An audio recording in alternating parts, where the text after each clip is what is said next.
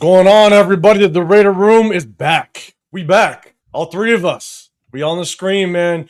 You guys better be ready. The off season is upon us. Look, we shut it down. Off season is here. Now we're looking at the number one overall pick. We're gonna have a little bit of fun.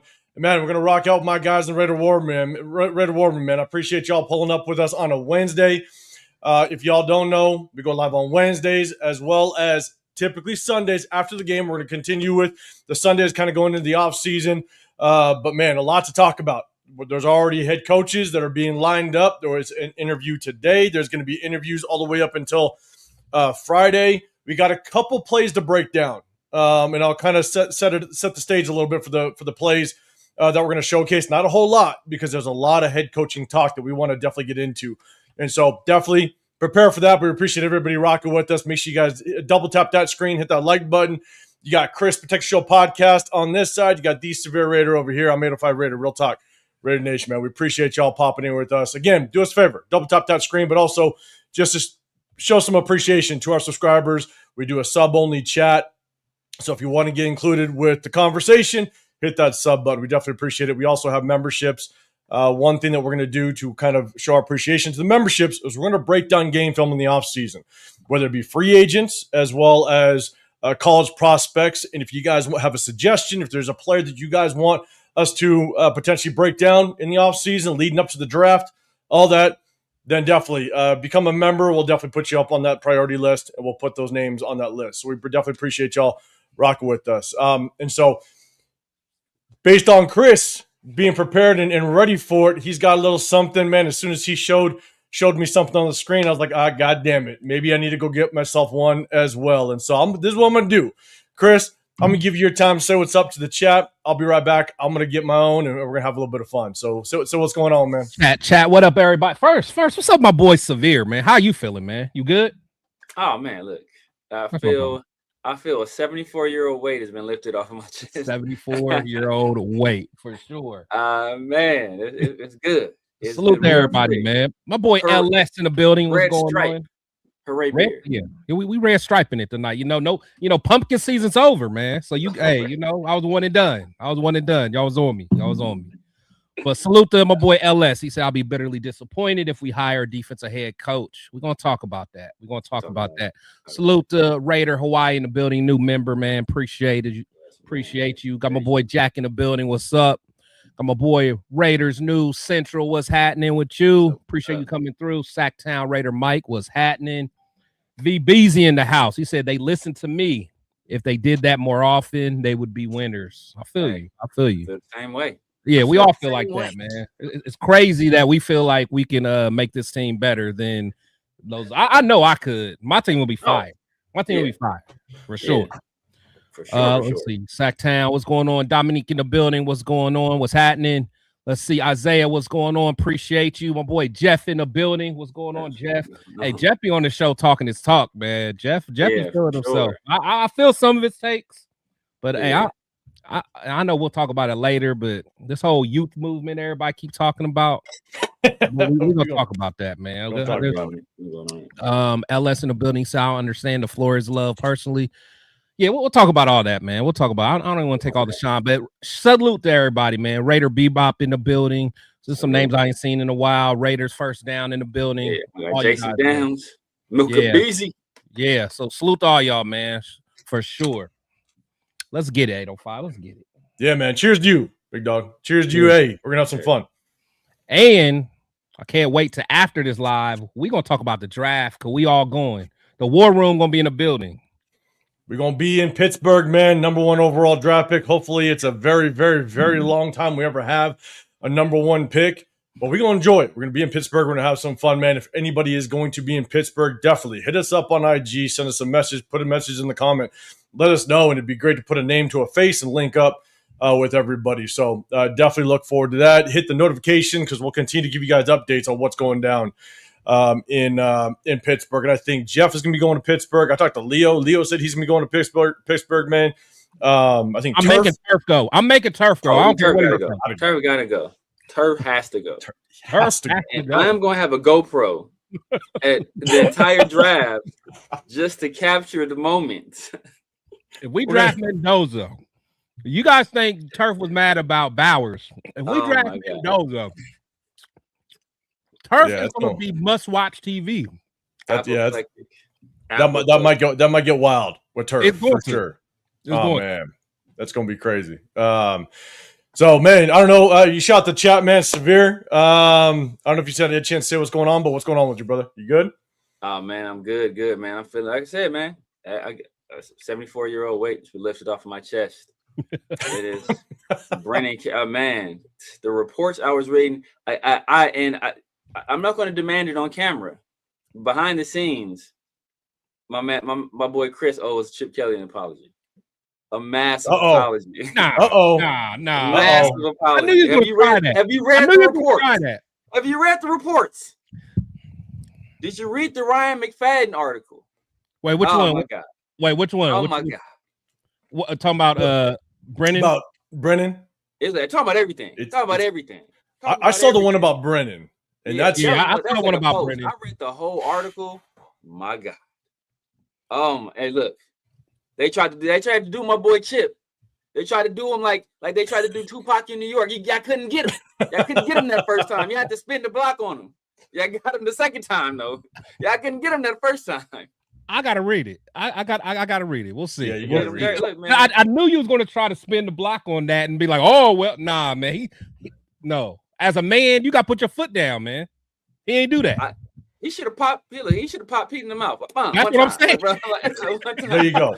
Just the same argument like Spytek. You know what I'm saying? Or Spytek, if you got bullied around the draft or free agency, whatever, and if it really wasn't his decision to bring over Gino, well, guess what, bro? This is your job. Yeah. Your name is on the line. If that ain't your move, look, put that man in place. There's one difference. Spytek can fire Pete. Chip Kelly can't fire Pete Carroll. He's supposed to have power. But still, you can't let him drag you like that. Like I'd rather you fire me for insubordination. It couldn't be me. I'd rather you fire me for insubordination instead of me getting fired and now I'm at like Northwestern. Yeah, I'm snitching. I'm snitching. But see, that's what I'm saying. I'm done with it. Chip Kelly could have got a head coaching job. I said he don't want it. That's what I keep telling people. He could have got a head coaching job in college. He does not want it. Montana State. He don't want it. Hey, he can touchdown time. He got a brother out there somewhere. He got a brother out there somewhere. Who else was out there? He got James Madison needed a coach for a minute. You feel me?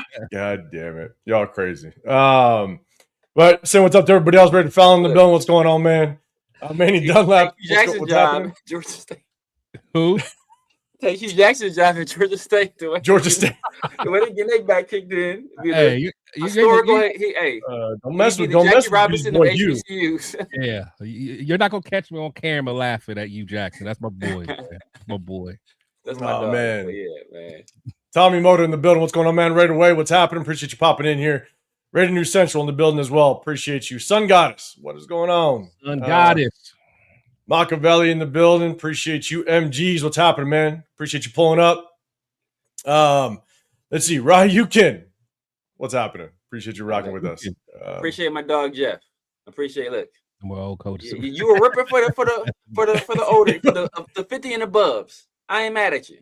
You were ripping for the 50 and above, but Pete Carroll, he let you down. But Jeff don't. He think Harbaugh too old, man. Because Pete Carroll did him. I know that's what I'm saying. Pete Carroll burned him. You done messed up the fan base, Severe. He messed up everybody. At least, Jeff can kind of own up to it. You guys kind of had your disagreement. Y'all went after it and shot to Jeff. You know what I'm saying? Hey, if he's like, you know what? I'm gonna stand back on that one. Salute to you, brother. John Rodriguez, man, I appreciate you throwing a super chat out there. So, my bro, don't be surprised if Cliff Kingsbury is coach and he brings Milroe. Oh God, he trades with the Jets for a big haul. If we I think you're saying Cliff Kingsbury. That's got to be the kid, or Clint Kubiak. No, I'm sorry. Oh, Kubiak. Yeah, Camille Rose over there. Sorry, there's. Interesting. I don't want Milroe. I don't want Milroe either. I want nothing to do with Milroe. Was not a fan of him coming out of Alabama. You know what? The one thing I know people have asked me before, just how do I evaluate quarterbacks and kind of what I go through. One big evaluation that I have out there is I want to know how low is your floor. Like that's my biggest thing, right? Anthony Richardson had the lowest floor you could possibly imagine. That's why I never wanted. I wanted nothing to do with him. Right. Milroe is very similar to where his floor is so low. I want a quarterback that their floor is much higher than normal than others, because it's less of a risk. The one thing about Milroe is that, like, literally, he can change positions. Like, if he don't work at quarterback, you can conceivably put him at, like, you put him probably put him at tailback. You know, I don't know what for all prior situation. Yeah, I don't know what his hands were like, but you know, he may be slot receiver. He's legit like that. I think some people actually talked about that pre-draft. Like, there's like some teams wanted him to convert to tailback. And he might be the speed back we need because, you know, we got 4-6 in the backfield. So we about to break down just a little bit of game film. And we're going to talk about it in just a second, man. But John, I appreciate you throwing a super chat out there, brother.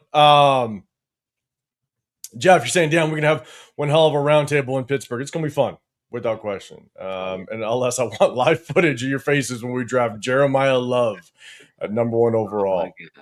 Could you imagine? Like, that turf threatened to leave the draft last time. He will legitimately, he'll be out. I turn in my fan card, man. I would turn in my fan card. How wild would that be? Yeah. Y'all see me with like a, what's a UFL team? Y'all see with the Wild. I've been watching LA Avengers. I don't know what I'll take it back. Yeah, give me a Tommy Maddox jersey. Oh, shit. MGZ, we're going to talk about the I believe it was Webb that we interviewed today. We're going to talk about that. We're going to go over just a little bit of game film, not a whole lot. And I'll tell you why we're looking at the game film, but not a whole lot of plays, but we're definitely going to get into the coaching talk. Milka Beezy, what's going on, man? Dave in the building as well. Appreciate you rocking with us. We got Franklin Center. What's going on? Art White, what's happening? Daniel Kim, man, appreciate you rocking. I emailed you all that stuff, man, so we're good. Appreciate you rocking with me, man. Jake Long, rocking out too. TK in the building. Chip still needs to go. Salute. Well, we're going to get more in that article. We'll definitely talk about that maybe on Sunday. We'll bring that article up and definitely dive into that. Mine. I don't care. I know he's going to try. But the article is pretty bad. I'm not Yeah, it's pretty bad. Really bad. No, I haven't read the whole article, but I definitely read the one that was directed at Brendan Carroll, and that just in itself, it's actually in itself. It's not even surprising because we've been saying it since day one. Yeah, whatever it is, I'm not surprised anything with Brendan Carroll. LS, we really got Pete's lack of pullout game to think we're getting the number 1 pick. Goddamn, LS. I gotta screen your goddamn comments, LS. Jesus Christ. Raider White, man, appreciate you becoming a member. The only reason to request an interview with Davis Webb was for a non-play calling head coach. Or maybe just maybe a little bit of intel over there. We never know. Jack, what's going on, man? Appreciate everybody popping in here. I'm going to go ahead. I'm going to say what's up to everybody else as we kind of get down. John in the building. What's happening, man? John, you're saying SpyTek. Brady reported they want OC as a head coach. They're heavy on OC for head coach, so DCs are off the table. I did go live yesterday and talked a little bit about John SpyTek's presser. And I kind of broke that down a little bit, just my take on it and some of the things that he said. I think does lean that he might go offensive-minded head coach, but I'm going to throw it to my guys really quick. Severe, do you think SpyTek is going to maybe possibly lean offensive-minded or defensive-minded? I know Harbaugh's out there. We're going to talk about Harbaugh. But do you think he might lean one way or another? I honestly don't think so. Because he worked in a Tampa Bay organization that had both Bruce Arians and Todd Bowles as head coach. I think he was in Denver when John Fox was the head coach. So I don't think he would care either way or lean either way. Tom Brady's entire career outside of when he played for Bruce Arians was with a defensive head coach. Yep. And he saw the value in having a defensive head coach. Like, Belichick literally took over QB coach duties and would break down defensive game film with him And that was like Tom Brady talks about all the time, how valuable that was to him in terms of his development and understanding what defenses were trying to do. So I don't think that, them as a contingent would carry the way, because they've both seen success at the highest level with the defensive guy at head coach. But the Wave is offensive minded head coaches, but we're probably, outside of the Jets, we're probably the worst job on the open market right now, despite having cap space and a number one overall pick. So we might lose out on all the top offensive candidates. So if you can't get a top offensive candidate, the best bet may be to go with the top defensive candidate. Maybe. Chris, what's your thoughts, man? Yeah, I kind of similar. Yeah, I definitely don't think that. I mean, he's going to lean one way or the other. To be honest, I think they're going to look for a leader. For a good leader. I think those leadership qualities going to matter more than anything else. Because I think that again, Brady was around someone like Belichick, someone that was really like a mastermind, someone that got everyone to buy in. And honestly, I think that's kind of what he thought that Pete Carroll was going to do. He thought everyone was going to get the buy-in from Pete. So I'm looking forward to, some strong leadership that they're going to be looking for. But then again, like Severe said, the Wave is kind of, the new fresh-minded young coach.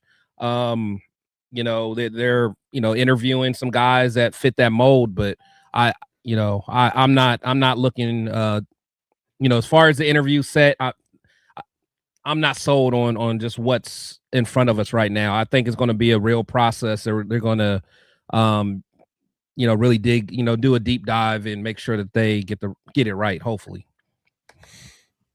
I know there was one thing that Spytek said in his presser a couple days ago, and he basically said that in order to have sustained success, it's really difficult because even when you have a successful organization or a successful team, you still see good coaches leave the building. You see coordinators leave. You see, you see, good quality, whether it be offensive or defensive coordinators leave the building. And as he was kind of explaining it, the one thing you can kind of point to, and it's one of the things that I said in last offseason, was this year was going to be really interesting to see how Dan Campbell really is as a head coach, because he lost both of his coordinators. Yeah. So now he has to go and rehire. And my hope is that with what Spytek said, I hope that he does see the importance of capturing a coordinator, again, in my opinion, possibly like an offensive-minded head coach, and you match it up with the quarterback, and you can have that married pair for however long the success can run for. Because the mass majority of NFL teams now lean offensive-minded head coach. That's kind of where the majority of teams like to go. Not saying it doesn't go the other way, defensive-minded, but the majority like to go that way. So the likelihood that if you go get yourself, and again, I'm just going to throw like a name out there. Imagine if it was an offensive-minded head coach and you were able to pull over like a Raheem Morris. Like, I don't know if Raheem Morris in the next 3-4 years will even be considered for a job, even if we have a decent defense. Just don't know. And so you have yourself a chance at maintaining a core coaching staff and not losing an offensive-minded head coach when you try to draft possibly a quarterback number one overall. Like, you kind of want to keep that married pair. So again, it was just me kind of just reading into what he was saying. And to me, it feels like he might lean offensive-minded if he wants to keep coordinators in the building. Kind of based on what he's saying. So again, that was just me speculating, but or maybe that's just what I wanted to hear because I want to go offensive-minded. But that's neither here nor there. John, throwing a super chat, man. I appreciate you. If Chambliss is able to enter the draft, get him in the later rounds, and please get Genty some legit running back help. I think that kid plays this Friday, Chambliss, or this Friday or tomorrow. I forget which day it is. That Chambliss kid is very interesting. I'm not going to lie. He's very, very interesting. Now, I know that I think he tried to get an extra year, so I think he's technically trying to go back to Ole Miss. Yeah. Do you know if that's approved or not, or is it official? I don't know if it's official as of yet. I know that he is trying. Because I guess he signed some NIL deal or whatever. So I think they're trying to put some petition in for him. So it sounds like he'll go back and he'll be able if that kid can get another year in college. I'm not gonna lie. I mean, there's a lot to like. It's a small sample size. Don't get me wrong. I think he's only played 7 or 8 games this season, so kind of a smaller sample size. But at D1, I'm not gonna lie. D1 level. He Yes. is two-time national champion at a D2 level. So people worry about how many starts has the guy had.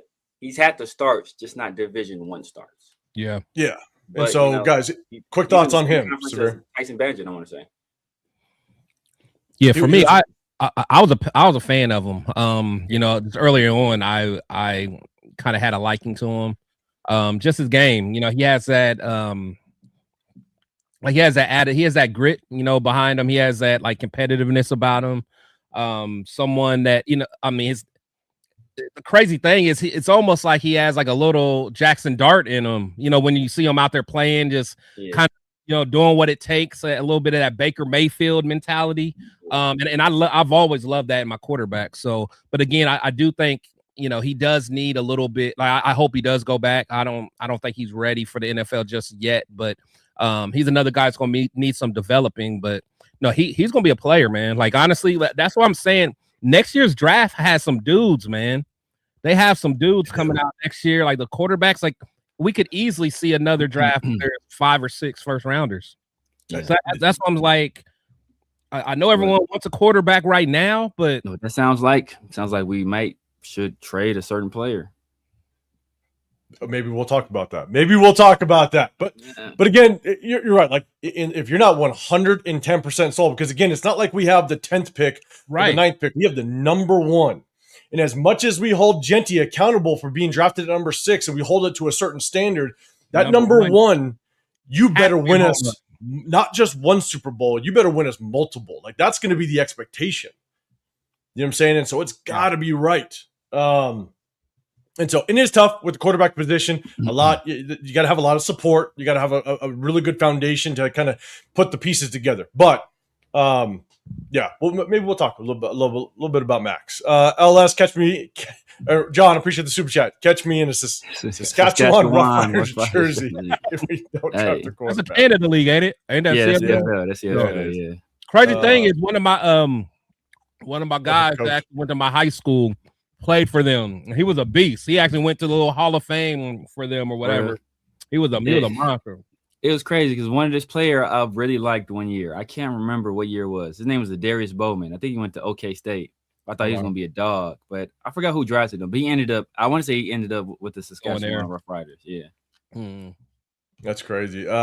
Raiders first down says first 3 interviews are offensive minded. Yeah, because I don't think Vance Joseph is this week. I don't think. It'll have to be virtual. But all those guys will have to be virtual though. So like all those guys are everybody we've requested thus far are on bye weeks from the playoffs. So if we haven't done it already, like they'll be like around the same time. But I thought his outside of Nagy. Who's this? Yeah, maybe. Wait, Clint's is Friday, right? And then Nagy. Yeah, okay. Maybe Joseph isn't this week. I could have swore his was this week though. Yeah, I don't know. Maybe we're gonna go through all the coaches. We're gonna go through all the coaches, at least the ones that are confirmed interviews. We're definitely gonna get everybody's feedback on it. So we're definitely gonna tap into that. TK, you got Saleh as a head coach. There's not an interview out there, but I know a lot of people. If you go defensive minded, he's not a bad name to throw out there. LS people buy in. When you win games of football, we did the leader thing with AP and Carroll. We did for sure. Let's see real quick. We got a super chat. I don't know whose channel this is on. It's on mine. I think. Okay, Severe Man, go for it. Yes, sir. My guy Ruben Russ, man, much appreciated to you. That is going to go toward me funding Pete Carroll's retirement party. Thank you. In terms of offensive-minded coach, how does the thought of Mendoza or Moore compare to other situations, as in Mendoza versus Dart, Tua, Lamar, Penix, Shador / Watson? Is the number 1 pick more attractive than those guys? I mean, it depends on how. Like, I would put Mendoza in my personal opinion. I'll put him behind all of those guys except Shador, and except Tua. I'll put him behind all those guys except Tua. To be honest with you.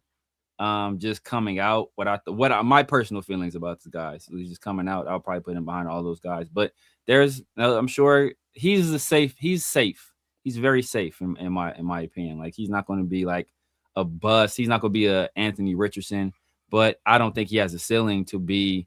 Well, I don't think he has a ceiling of what I thought Penix could be. I thought Penix could be top 5. I thought Shador can be top 10-ish. I thought Dart could be top 10-ish. I think Moore can be top 5. So I don't think he has that same ceiling. But I think he's talking about like as of like right now. So like because so like would a head coach rather have a Mendoza or coach one of those other guys since those teams have open? But you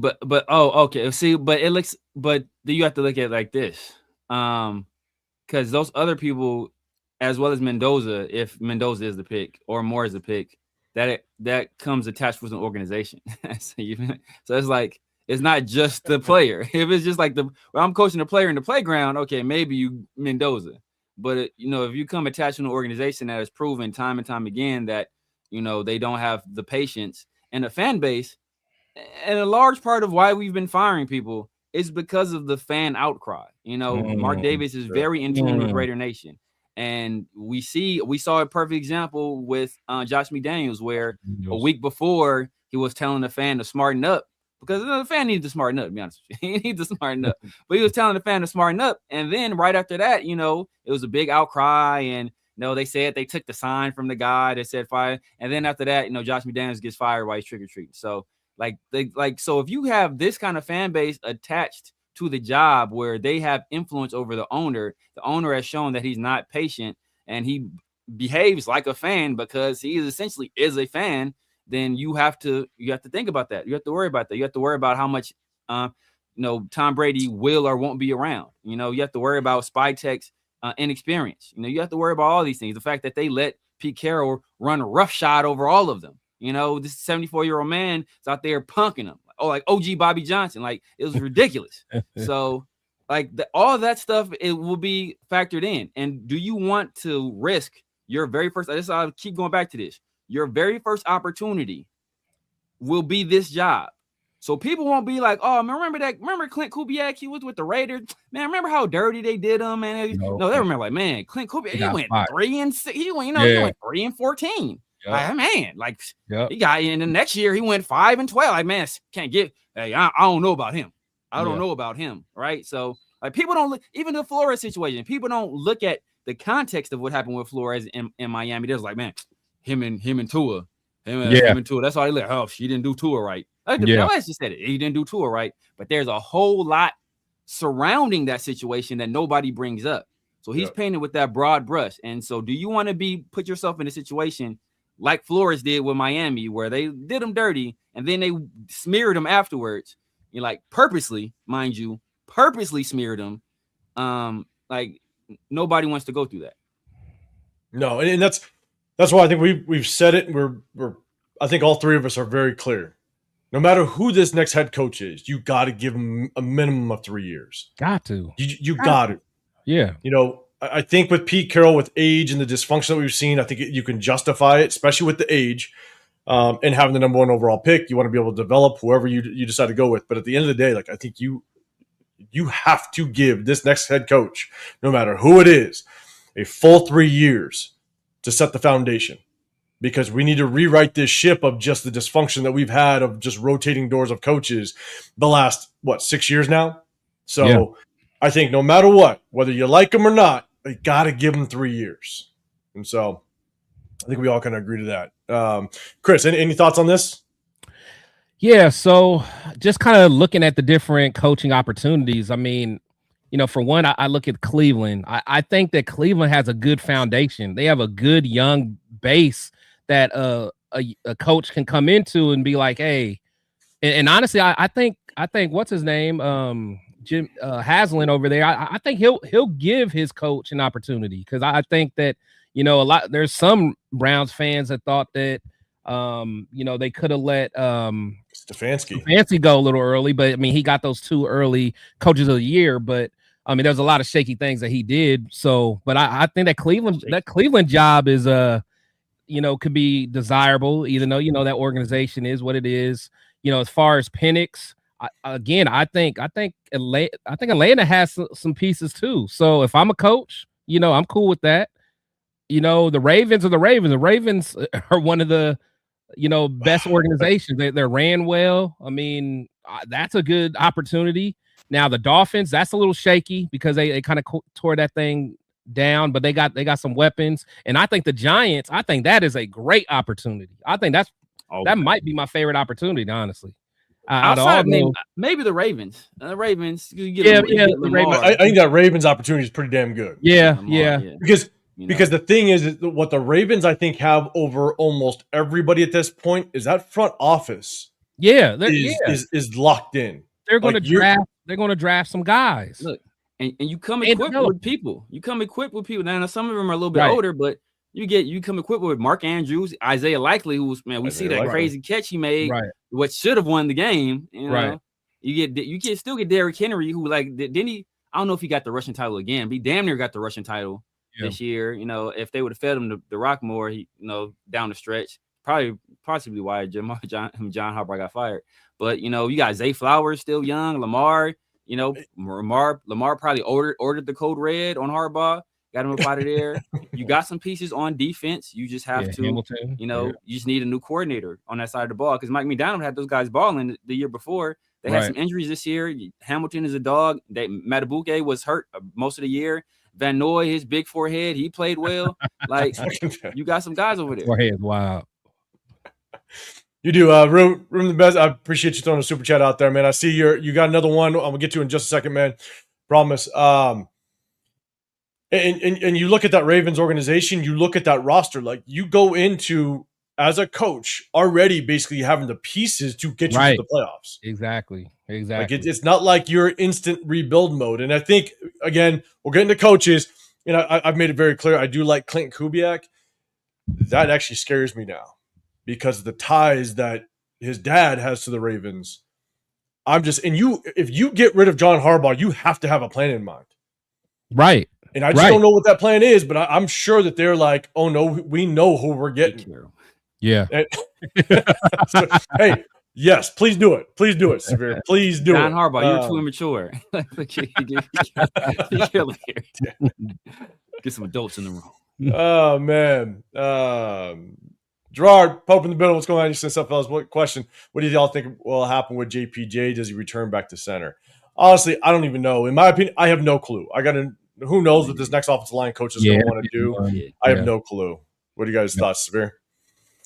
Yeah, I mean, if you read that article, Ryan McFadden's article, it goes over who was responsible for those moves, how guys would on Saturday not know who was starting for sure. This is Saturday. Before pro football is played on Sundays and sometimes Mondays. Like on Saturday, they didn't know who would be the starter on the offensive line. Like, come on, bro. Come on. Free Chip Kelly. I need a shirt. Free Chip Kelly. Jason, real quick, you're saying Matt Nagy is a head scratcher, but I'm hearing Dingleberry is possibly going to be in KC. Chris, any thoughts on JPJ? Do you think that he would be better off at center, guard? Do you have any opinion on that? Oh, you guys should know. I definitely think he should go back to center, and I think that any reasonable coach will come in here and put him back to where he's supposed to be. But I don't know. I don't know what coordinator we're going to bring in, what coach we're going to bring in. But I don't see a situation where they'll look at the game film and say, hey, let's keep him at guard. So, but we'll see. But he should be center for sure. Yeah, and again, for me, it's just trying to figure out who the offensive line coach is, what type of run scheme that they're going to try to implement. And I think he can play both. I think he could play both and execute extremely well. And so I definitely want to see what run scheme we bring to the building. What up, Ralph? What's going on, man? Appreciate you popping up in here, guys. Make sure you guys go show some love to Ralph and his channel, man. Definitely go show some support, man. I appreciate you rocking up with us. And then Ruben, I think this is Severe again, brother. Severe, go for it. Thoughts on Kubiak and Raheem Morris pairing in Vegas? Raheem as DC was pretty successful and will probably have to wait a while till he gets a shot at head coaching job again. So the most like, and I was talking with Chris and Rundown, and Turf and Leo about this earlier.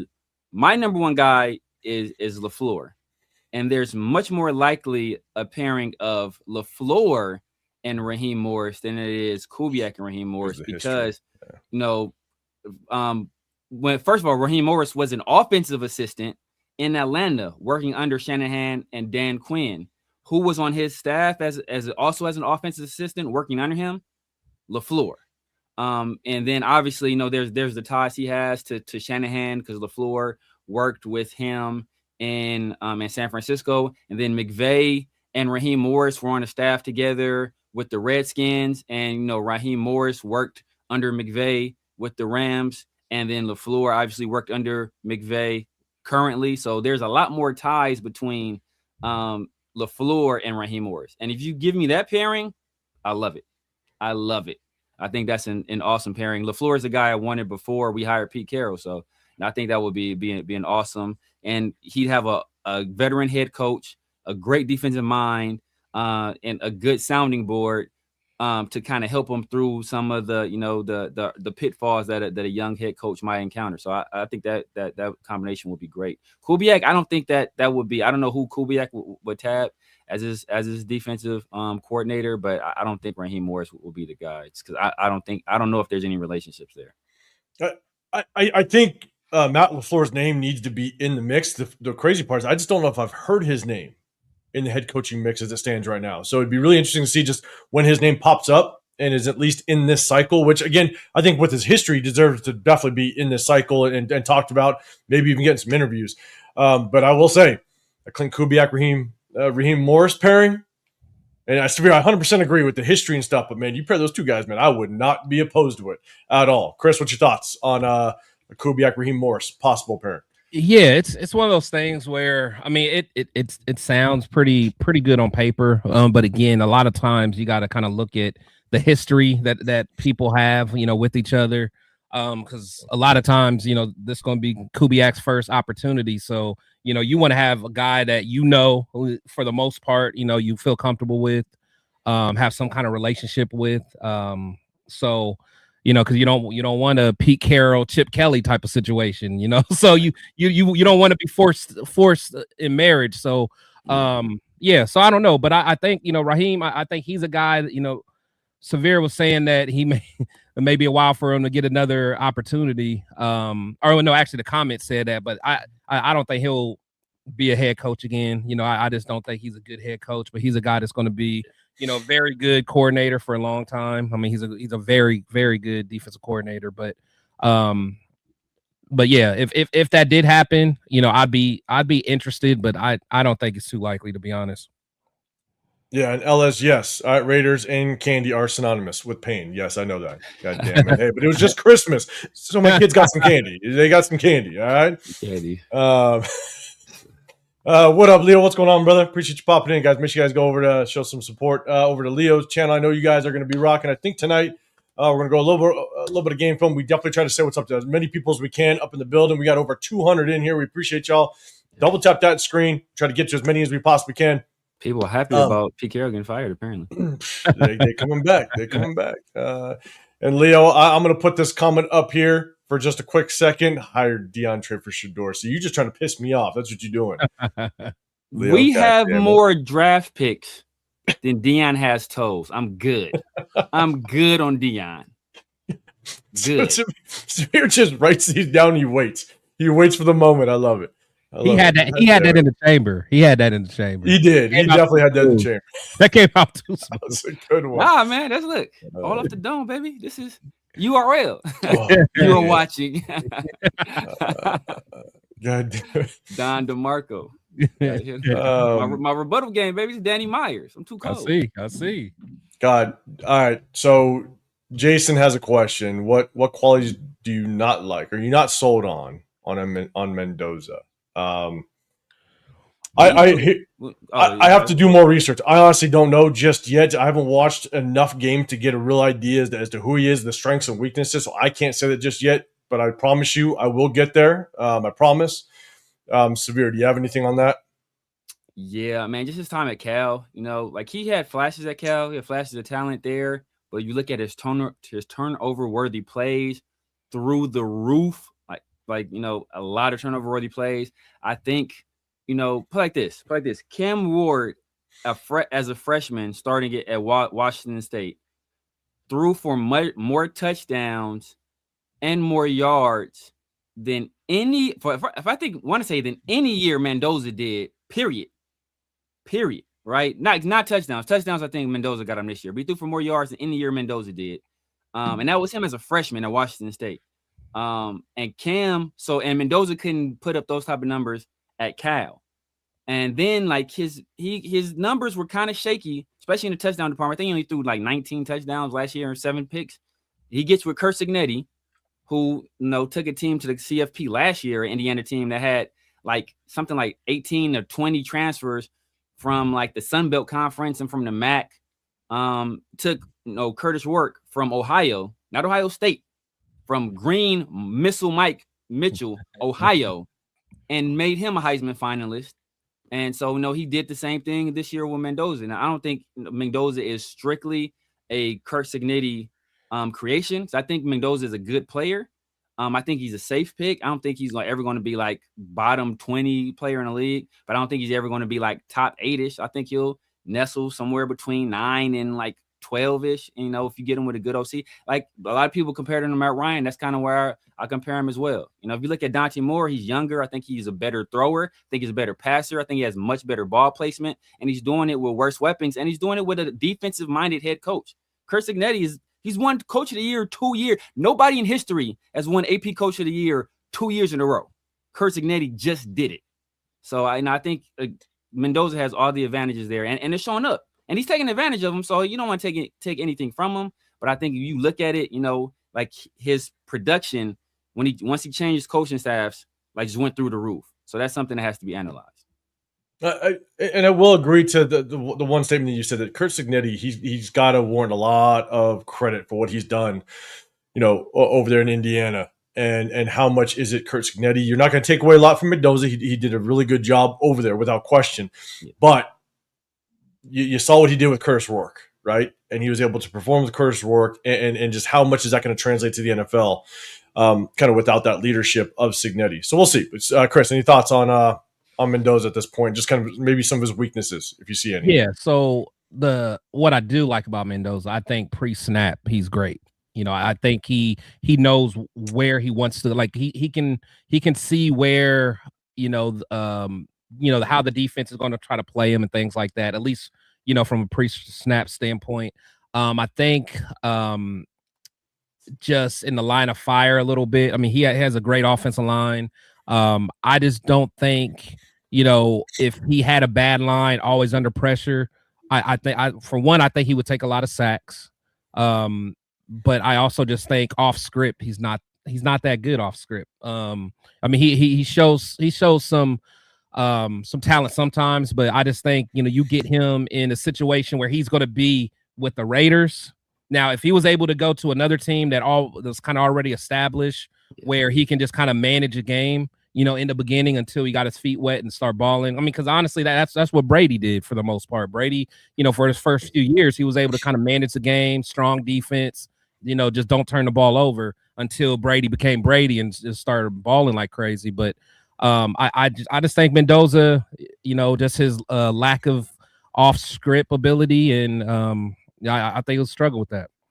Yeah, and I haven't looked at the offense. I know some people have a criticism of that. The offense, first of all, they have a great running game, a great offensive line, so they're able to lean on that. But then they have the RPO game that he leans a lot on, and he's like good at it. He's good at it. He's good at it. He makes the right decision. But there's also like a lot of like first read throws where it's like he's just the first read because of the run action and because of the RPO. He's able to hit his first read. Yeah. Like I forgot what the percentage was. Somebody quoted. So but that's college. So you can't really hold that against them because that's just the way the college game is played a lot of times. But I have heard that one criticism about him. But yeah, but in terms of like everything Chris said, I think he's great pre-snap. I think his recall, he's a genius. You could tell with just genius level intellect. You hear him talk. You hear him like after the game. It's almost like with LeBron, where LeBron will remember like, man, on this play in the second quarter, he did this. Like Fernando Mendoza has the same thing. He'll have this third down throw, and the guy did this, and like he like, man, like you remember with the bullets flying and everything going on, you were able to remember that play. And to that level of detail, that shows you just how like crazy intelligent he is. So I mean, like he's a genius level intellect. I always say this though, like as a quarterback, you have to be able to command respect and demand respect. I think he can command respect through his habits and his work ethic and his knowledge and his, his film study and all that stuff. But when the chips are down, can he go up to a grown man in the NFL and demand his respect?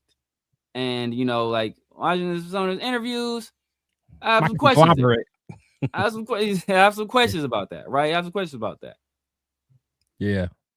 And that's the only, I guess, the one knock that I can say that I do have on him, and it's just based on what I think everybody else is that they think he's going to be good at is basically his mobility, his ability to scramble in the National Football League. I've had people, honestly, I've seen people compare him to almost like a Lamar Jackson light, almost, to where he can actually get in and move. And I'm just sitting there going, could he maneuver in the pocket, maybe extend some plays? Possibly. Yeah, he can scoot. But like maybe you gotta account for him on 3rd and 2s. He might be able to take off and get one here or there, but like, bro, he ain't taking off on 3rd and 9 and getting the first down. Like that's gonna be very rare. I've been saying his athleticism is underrated because I think he's a better athlete than from what the national media is giving him credit for. I think he's a better athlete than they're giving him credit for.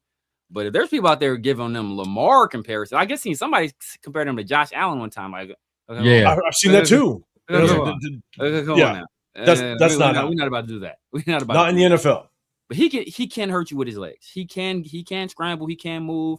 It's almost like a baby giraffe at times. Like it ain't quite. It ain't pretty. Right? But he gets the job done. I don't care if it's loud. Look, you get the job done. Baby giraffe means you can't move, and you gotta respect it. You gotta respect it. Or I'm respecting no baby giraffe. It's just weird, the baby giraffe legs be wobbly. Hey, but he gets it done. He gets it done. And you gotta respect the leg. You gotta honestly that's why I've always said like the Alex Smith, man, because Alex Smith is known for his intellect. He's known for just being smart, but Alex Smith was legit fast, so I don't think Alex Smith had will. He's not like Urban had him at Utah. Bananas. That's what I'm saying. So I think it may not be as fast as him, but even if you go back and watch Alex Smith's tape, man, I mean, you see a lot of similarities. So to me, that's my comp. And if you get him with a good coach, you could have something, but it's going to be some growing pain. Like if we do draft him, of course I'm going to support him, but it's going to be some growing pains, man, until we get a better supporting cast around him. He needs a strong head coach. He needs like a strong head coach. Yeah. What up, Loon? What's going on, brother? Appreciate you popping up in here. LS, I don't care who the Ravens hire. Lamar will never win a Super Bowl. I know at one time. Ellis isn't the biggest fan of Lamar. I know he's kind of throwing the overrated comment out there, and I basically said like I don't know if I could throw that comment to Lamar just because the amount of times that other players around him have failed him miserably, whether it's Flowers dropping the ball. The Flowers penalty where they had the Chiefs game won. Yeah. And then you got Mark Andrews dropping the ball, stuff like that. It's just and it really wasn't up until they got Derrick Henry when you really thought, man, this team is now put together. This team is going to make the run. And so it really wasn't up until I think the Derrick Henry that was just last acquisition. Year. I think that's what kind of helped him kind of take the top off. But I think he's done a lot to really help that team. So I'd hate to and that's just my opinion. I don't know if I could throw the overrated card out there with him. But. Should be 3. Should be. Should be. Joe Black, Jesse Minter to be more. No, a lot of people are actually tying Jesse Minter a little bit to that the Ravens job. So that'll be very interesting. That'll be interesting. I can see that. Yeah. Yeah, man. Hey, Leo. Hey, that the meet and greet was cool, man. Shout out to you. You brought together for sure. But the meet and greet was cool, man. A lot of people showed up. Was Afakasi at that one? Afakasi has been out here for the last 3.5 years, man. This guy literally has not left back to Australia in forever. So you've seen Afakasi twice. I've seen him twice now. Run down once. I've never seen one down. Case closed, bro. Case closed. His rundown. Case closed. Case closed. It's a wrap. Man. It's a wrap. That's funny. God damn. Yeah, shout out to Afakasi. I think he officially said he's going back. I'm sure I think he's on his way back. If Afakasi in Vegas, he may never go. He may never leave. I asked him, I'm like, when you going back? And he goes, honestly, I don't want to go back. And I'm like, he may never leave, man. I know. Raider Hawaii, real quick, man. I saw your comment regarding Flores, and I didn't know that. The comment basically saying that Flores kind of was. Yeah, Ryan Fitzpatrick was saying that he alienated. Yeah, he alienated a lot of people there. Which I didn't know about that. And if that's true, if that report is true, then okay, that's good to know as it relates to kind of potential head coach situation. I addressed that last night. And that's like I said, like there is context around that as well. So like the people, Brian Fitzpatrick ain't look, brother, ain't adding the context, dog. Yeah, I don't know. So we'll kind of see how that works out. Raider Des, what's going on, man? Bro, someone brought up that Mendoza can possibly be the next Tim Tebow too. Ooh. No, not at all. He's going to be better than Tim Tebow. And I'm a Florida Gator fan. He's going to be better than Tim Tebow. Man. He's got more skill set at the quarterback. He can throw. Exactly. Yeah. Exactly. I don't think Mendoza will be a bust. Will he ever be like an elite QB? That remains to be seen. But I think he'll be like an effective player. I think I compared him to like a Derek Carr, Alex Smith type guy, like where he never really, his talent, but like what's missing, he can't really, but he's a good player and, but you just can't get you over the hump himself. Yeah. Judo Joe, do you want the Tampa 2 here? I'm going to tell you right now, I just don't want the cover 3. I don't. That's coming back though. Like the Tampa 2 is. Yeah, it is. A lot of people are using it. I just don't want the cover 3 as a base defense. Can we just get rid of that first? That'll be the first step in stone. I want that Vic Fangio. What is Vic Fangio running? He was running like a weird cover 4 type thing, right, or something like that. It's like a hybrid where he utilizes his safeties extremely well. Yeah, Vic Fangio. He's kind of interchangeable in his. And he disguises his coverages so well with Vic Fangio. So, yeah, we could definitely get into that for sure at a later date. But he does a very good job of using his safeties, which is impressive. When you got a lockdown like Quinyon out there, you can do stuff like that. John Rodriguez. What up, man? You said I got it. I heard that if Harbaugh's hired, Monken comes with him. I heard Monken is actually going and interviewing for the Cleveland job. Ooh. I'm not saying he'd get it, but that would be interesting because look, that would be interesting because Monken, you see what he's able to do with Isaiah Likely. You see what he's able to do with Brock Bowers. He gets over there. He got Njoku and Harold Fannin. Oh, man. Njoku might end. I gotta see his contract. I think they might be trying to move on from Njoku. Yeah, I can see that because he is getting older. Because he's older than I thought he was when I looked it up. He was like, damn, he's that old? Yeah. And Harold Fannin is obviously, and Harold Fannin is a dog. Monster. Yeah, he's gonna be a monster. I thought he should have been a Pro Bowler this year, but they did him. So but it would make all the sense in the world. Harbaugh, Monken, it does make sense. And so we'll kind of see. We'll see how it plays out. It just really depends on where it's going to go. And we're going to talk about the coaches, but there's also already polls going out there, and everybody's basically throwing the percentages of where coaches are going to land. So we'll definitely take a look at that at the end, even if we can get to it, man. I appreciate everybody that's rocking with us. Do us a favor. Double tap that screen. You got LS throwing a super chat out there as well. Do you guys think it's important to have experience at the coordinator position? Would you look past hiring a Brenson Buckner for DC, for example. That was my guy. That was my guy. This is the line I coach, love man. Man. I love him. Obviously, we went with a legend, and Rod, so Rod is a goat. So I couldn't be too mad at it, but man, I like Brinson Butter. He had those guys playing. Yeah. Those dudes playing. Yeah. But I mean, like, I think it depends on. It depends. He would get rid of Tyree. He wouldn't. He wouldn't. Tyreek would have been in a fetal position crying. Like, he would have ripped that kid face off. But like in terms of experience, I think it depends on the head coach. If you have a head coach that's experienced, you can kind of get away with having inexperienced coordinators. We see Sean McVay; he's been kind of cycling through it, younger and inexperienced guys. We see Jesse Minter and Harbaugh. That's a perfect example right there. Harbaugh and Mike McDonald, another prime example right there. So I think you can get away with it if you have a seasoned head coach. And that's almost kind of what we were trying to do a little bit, I guess. Well, not exactly, but the Salah thing. Salah's obviously way more experienced, but we're trying to pair a guy that can need some seasoning before he becomes a head coach, but get him at coordinator. But but if you have a young coordinator, ideally you don't have the trifecta all being young guys, where it's like a young head coach, young OC, and a young DC. Like at least one of them has to be an experienced guy, and you probably wanted the guy with the experience to be the opposite of what the head coach is. So if you have a young offensive minded head coach, you probably want a veteran defensive coordinator, like that kind of deal. Yeah, Chris, any thoughts? I got my thoughts on that, but go for it if you got something.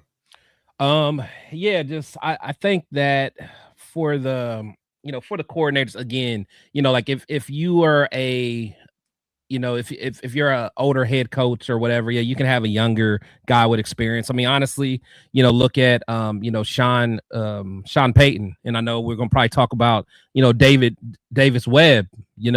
I know he's not necessarily the offensive coordinator, but he's like, shout out to my boy Cam Smooth in the chat, but he's a diehard Broncos fan, and he actually was the first one that kind of got me hip to him.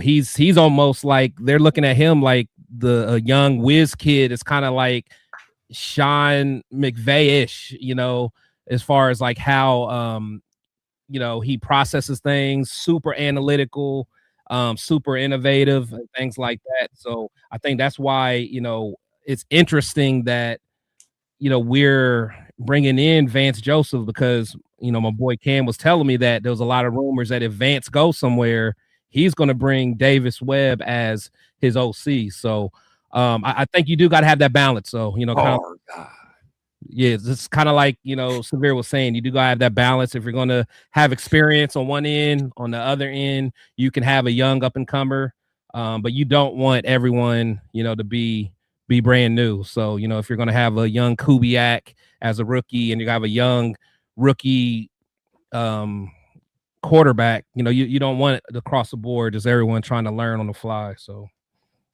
and for me, it really is determined whether or not, like, who's your head coach going to be, right? And if he is going to be that coordinator of some sort, defense coordinator, offensive coordinator, and then you basically want to have somebody else that is probably going to be young, because the thing is, let's say it's a Kubiak, right, or Matt LaFleur, that's going to be an offensive-minded head coach and is going to be the offensive coordinator. Then you're not going to get another experienced offensive coordinator to come underneath him, right? And so at the end of the day, you're going to get some up-and-comer, maybe some passing coordinator from another team, maybe a quarterback coach from another team, and bring them in as the OC. And so if let's say we go offensive-minded head coach and we go defense, without question, I want somebody with experience. I want somebody that has that experience of basically being that play caller, that's understanding what the moment, what they need to do, and how do you mold it as quickly as possible. Because if we go get ourselves a young quarterback and marry that with a young offensive play caller as a head coach, we're probably going to lean on that defense for the next couple of years. Exactly. So get yourself something experienced and go vice versa. Where if you have a defensive-minded head coach, then you know what? You're gonna have to get yourself a a good offensive-minded head coach, or offensive coordinator that's going to be able to groom that young quarterback if you go that route. Because now you got a defensive-minded head coach that's not going to know much about grooming that quarterback. And so it's going to be really interesting to see just kind of how this thing plays out and what route we go, without question. And so, LS, but I appreciate you doing a super chat out there. You're also saying I haven't watched every game of Mendoza yet, but I think his processing is elite. That even shines through during interviews. He never has to pause and think about what he's going to say. Those people are rare. I don't want to say processing is elite, but he's like I said, there's a lot of one read throws. Yeah. So I mean, I'm going to do definitely more research on it. Jason, you're saying Chris is very great takes. Only add is Kel had a bad offensive line. Yeah, they had two good running backs too. They had Caden Ott and Jet Thomas. I didn't know. I got to go back and even watch some of his games at Cal. I'm going to focus obviously more on this year, but I'll probably go watch 2, maybe 3 games of him at Cal just to kind of get a baseline as to kind of how he's grown and his progression. So, all right, we're going to get into this, man. It's been a minute. Raider Primos, what's going on, man? Appreciate you popping up in here. You're saying coming from someone who liked Mendoza, who the heck compares him to Lamar? I don't know. Trust me, I've just seen it on social media, people throwing out there, but obviously we all know people throw some crazy things out there in social media. So I like him better than Tannehill. Tannehill was legit. Tannehill played receiver in the SEC. Yeah. Did he really? I didn't know that. Did he really? Yeah. He played receiver before he played quarterback. I think he only played quarterback for like a year. Oh, no shit. Yeah, see, like, so Mendoza, like his processing is way better than Tannehill's was, in my opinion. I think he throws. He doesn't have the strong. His arm now because Tannehill had a cannon. People forget that Tannehill had a rocket, but so he's not that.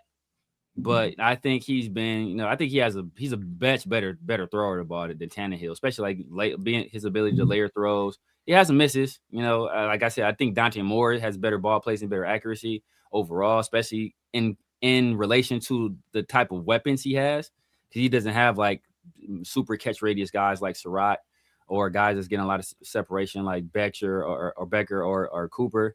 But Tannehill, Tannehill's not in the same league as Mendoza, in my opinion.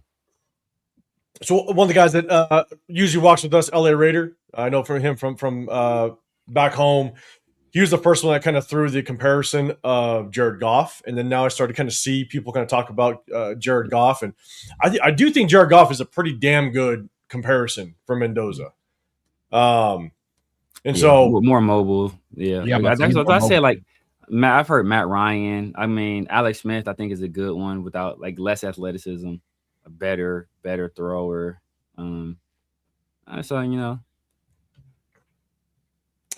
We'll see. I do think that Mendoza can move better than Goff. I will give him that as well, but I do think you see the arm talent. I do think that it's a pretty good comparison. Again, Mendoza just being a little more mobile from what I can see.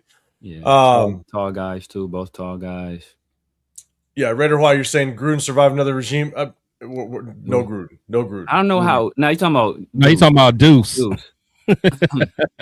Oh, Deuce. My bad. Okay, my bad. I don't know. AJ Neibel and Deuce Gruden. I don't know. These dudes I don't know how they stick around every year. We be having hella injuries every year, and these dudes are the strength and the conditioning coaches, and they still here every year. He is. Silver and Facts, you're saying, where do you guys think Ty Simpson goes? I think it's tough because I don't even know how many quarterback needy teams will really be in the draft, right? You don't know what's going to happen with Kyler Murray, so it's us and the Jets for the most part. Yeah.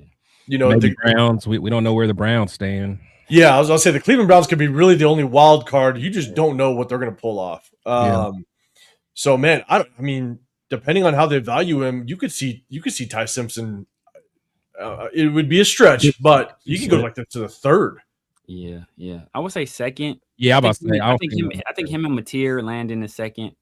But that last performance was But the thing though is like if we get a quarterback, if the Jets get a quarterback, and there's no more quarterback like truly quarterback needy teams, then do you pull it on a second, knowing that there's nobody else that's probably going to get a quarterback? Again, got to figure out what's going on with Kyler Murray. Steelers might. Well, no, they got Will Howard. It depends They on how got they Will Howard. Yeah. Yeah, but yeah, Will Howard. But yeah, I'm about to say, yeah. So we'll see. We'll see how it works out. All right. We got to get into this, but I do see another super chat. Again, I don't know who this is from. Whose channels is this? I don't know. That's not me. I don't know either. But shout out to you, Ace Boy. I appreciate you. No. What about Rob Leonard? No, that's me. That's me too. What Okay. about Rob Leonard's DC? Man, I think these guys have kind of run their course, bro. Like those to be their fourth regime if they come back. Yeah. You know, obviously it will be a promotion for Robbie Leonard. But he, you know, I don't think he don't deserve that. I don't think he deserves a promotion. I don't. Yeah, I mean, but I don't think so. I don't think he does. But you also can't blame because like the thing you would say is like Tyree, like he didn't develop, but it's like it's Tyree. It's like what you expect him to, you know, like what you expect him to do with that? What you expect him to do with that? I think Tonka looked good. You know, I think Tonka flashed. I think Pegues flashed. Thomas Booker is Thomas Booker. You know, he gonna do Thomas Booker things. I think Adam Butler's looked good. I think Ogalualu, I think he looked good. Snowden 5 times the player Tyree is. So I think Robbie Leonard's done an admirable job. But see, for him to stick around, he'd have to have ties to the head coach, who was the guy that he's worked on the staff for previously, Brian Flores. So, you know, it could be a situation if Patrick Graham gets a DC job somewhere else. And if Robbie Leonard doesn't go with him and Brian Flores gets the job here, maybe he elevates Robbie Leonard to DC. But I don't see that happening. Yes, Severe. Any thoughts on Robbie Leonard? I mean, Chris. Any thoughts on Robbie Leonard? Man, you want more? Yeah, my bad. I'm trying to go through the chat at the same time, man. Like again, I think Robbie Leonard he's well respected, but you know, I don't think he's done anything to qualify getting promoted to be a DC. You know, it's not like that defensive line just overachieved, you know, anything like that. So I think he will get, you know, other opportunities to be a line coach somewhere else, and he'll eventually be a DC, you know, because I do like his energy. I do like, you know, the you know, what he brings to the table, but he hasn't done anything to prove that he can be a DC as of right now. At least I don't think. And Isaiah makes a good point. And Ace Boy, I appreciate the super chat. Isaiah brings up a good point. The Rams could very easily take a quarterback. As a project. Second round. They have what? They had that kid from Georgia that they don't have anymore. The second Ben is like 33 years old. That's better. Yeah. I'm about to say they got Garoppolo over there too. He's a free agent. Who? Jimmy G? Yeah, I think he's on a 1-year deal, so he's a free agent. So okay. It is a sleeper team. You got to watch out for. And they got an extra first-round pick because Atlanta. I think Atlanta still is happy with that trade because I think they picked James Pierce with that pick. James Pierce, So I don't think they're mad at that pick, but you know, they paired Jalen Walker and James Pierce. Their defense is gonna be good. Oh yeah, they're gonna be nice. Yeah, eventually. You know, that's we save a lot of money. Child size polo shirts. Yeah, bro. Them shirts be spray painted on, man. I will say I went live yesterday. I got just a small back and forth with a guy that basically tried to tell me that Thomas Booker was better than Adam Butler, and I was like, I know you're a troll at this point. You got to be a troll at this point. Oh wow! So, I wish I would have saw your face when he said that. That was like, funny. I had to just scroll past. That's what I had to do. I can't. It's been walking the strip all over. Right. Exactly. All right. Appreciate everybody rocking. Double tap that screen. We're not going to take a whole lot. Reese Rock said the Vikings may look at a quarterback. If JJ keeps I told people about JJ McCarthy, and I like to thank JJ McCarthy because that's how I really start rocking with Chris. I brought Chris on the show just so he could tell people that JJ McCarthy was ass because I kept hearing JJ McCarthy, man. If he might be QB1. You see what he all he does is win. They see an IMG Academy where they pay players essentially in high school. Like he won there. Then he got to Michigan where they had the best team and they was cheating. He won there. So like now he great. And now he get to the league and he's where's Jeff at? He's hot dog water. Hot dog water. Hey, Soft Actually, limit. you know what? It's off limit. Actually, we got to make an announcement. 805 is no longer hot dog water. Jacob We Harris. started calling him hot dog water because of Jacob Parrish. Jacob Parrish is balling. He's balling. You're doing a good job. Baller. You're doing a good job. God, You're no damn longer it. hot dog water. You're not. Yeah, for right now, trust me, that name will come back. It will haunt me on my YouTube Hot link days. water. We got the oil in there after you poke them when you cook. Shit. Okay, time to piss some people off. We're gonna go over just a little bit of game film. That's it, and then we're gonna go over all the head coaching candidates, the ones that are linked to us, and we're talking about John Harbaugh in just a minute. God damn it! See, it's here. It's here. God damn it, Jeff. So, all right, Raiden in the building. Appreciate you, man. I appreciate everybody. Hey, I appreciate all the subscribers, the super chats, the members, everything. Definitely appreciate everybody rocking with us.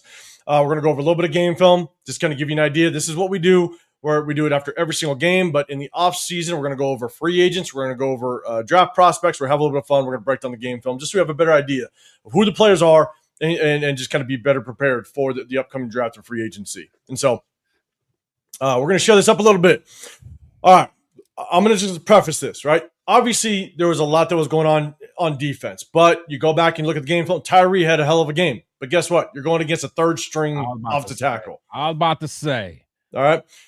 Even though I got a little bit of a back and forth with the guy about Thomas Booker. He thought Thomas Booker literally was like a top 5 player on our team. It was wild. But you go back and look at the film. Thomas Booker actually had a decent game. You go and look at what he was going up against. He was going up against the backup center that was playing guard that day. It's just right, you got to put things in perspective. Right. And so as much as I wanted to, showcase some of Tyree and stuff, and to go back and look, Tyree literally just speed rushed off the edge all day long. That's all he did to that guy. He got pushed into a safety. The running back literally chipped him and pushed him outside of the tackle and helped him get a safety. This is the craziest thing I've ever heard. That was next level tanking. It was. And hey, Tien, you're saying Colts made it a quarterback too. If they don't, yeah, you're right. If they don't re-sign, ACL kind of late. Or was it Achilles late? Achilles, right? The Achilles kind of late. So yeah. So yes, Leo, Tyree. I want to give him a little bit, just give him a little bit of love, but at the same time, you go look at that. It's like, God damn, he's still one-dimensional Tyree, unblocked Hall of Famer. That's what he is. Whatever. He did get the one. Was that the Chiefs game where he got the one where he actually beat somebody? Yeah, that's Chiefs game. Yeah. Okay. Well, or was it the game before? The game before, I think he had a tackle for loss. I think, but yeah, I think he had another. Yeah, he went to the second move. Actually beat somebody. I was like, all right, Tyree, I see you, big dog. Hey, we still get your ass up out of here, but good job. So. Look, at the end of the day, we're not going to look at any defense. We're just going to look at Genty. And here's the reason why we're going to look at Genty is because obviously you guys know how we've kind of broke down Genty's game film throughout the entire season. I will tell you, going through this game film, it's without question the best blocking Genty has seen all season long. I mean, he had 26 carries. Now, the 26 carries, I counted 13 carries that he was untouched to the second level. It's the best blocking he got all season long. And unfortunately, he was only able to rip off, I think, 86 yards. And we're going to showcase some things. He made some good cuts, stuff like that. But at the same time, as much as if we draft a quarterback at number 1, we're going to still hold the same standard as you being drafted at number 1. So with Genty being drafted at number 6, we're going to hold that same standard. Stay on him. Yeah, exactly. So we're going to go through. There's only about 8 plays. That's about it. We're going to go through these. But also at the same time, not on this one. This is earlier in the game, but Charles Grant. Charles Grant got definitely the majority of the play. Tristan Wirth Grant. Here we go. Orlando Pace reincarnate. Come on, baby. He was out there cooking. That young man was in his gumbo pot. Oh, he had the Zatarans, the whole. He had the look. We got to hear this all off season. 805. All off season. We got to hear this. All off season. He's not going to want us to draft. He's not going to want us to draft no linemen. Y'all better lock in. Look, I may join Turf on this crusade to get rid of Cody Miller. I may join it. I might hop on this. Shit. Hey, look. Yes. Leo. See, Leo knows. If he says I'm counting, I'm counting. Bet you damn right. What up, Rundown in the building? What's going on, brother? Rundown. Hey, Rundown. He brings his running gap game. He brings his running back game. So we're gonna break down Genty a little bit and let us know if you agree or disagree. And so look, as the reason why we break this thing down is because everybody says you give this kid good blocking, he's gonna go off. He's gonna pop off. He's gonna do his thing, right? So we'll take a look at just how well he did with some really good blocking in front of him against the Kansas City Chiefs.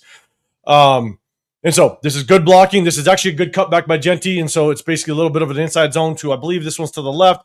Does a good job. Cutting back. We'll definitely give it to him. I'll run it all the way through. Got the end zone view as well. Finds the cutback lane. Does a good job. I'll go back one more time to the sky view, but got to look. I mean, this was the blocking he was receiving the majority of the game. Good blocking. Rogers, Glaze. Good job. Arkham out there. Yeah, Arkham out there.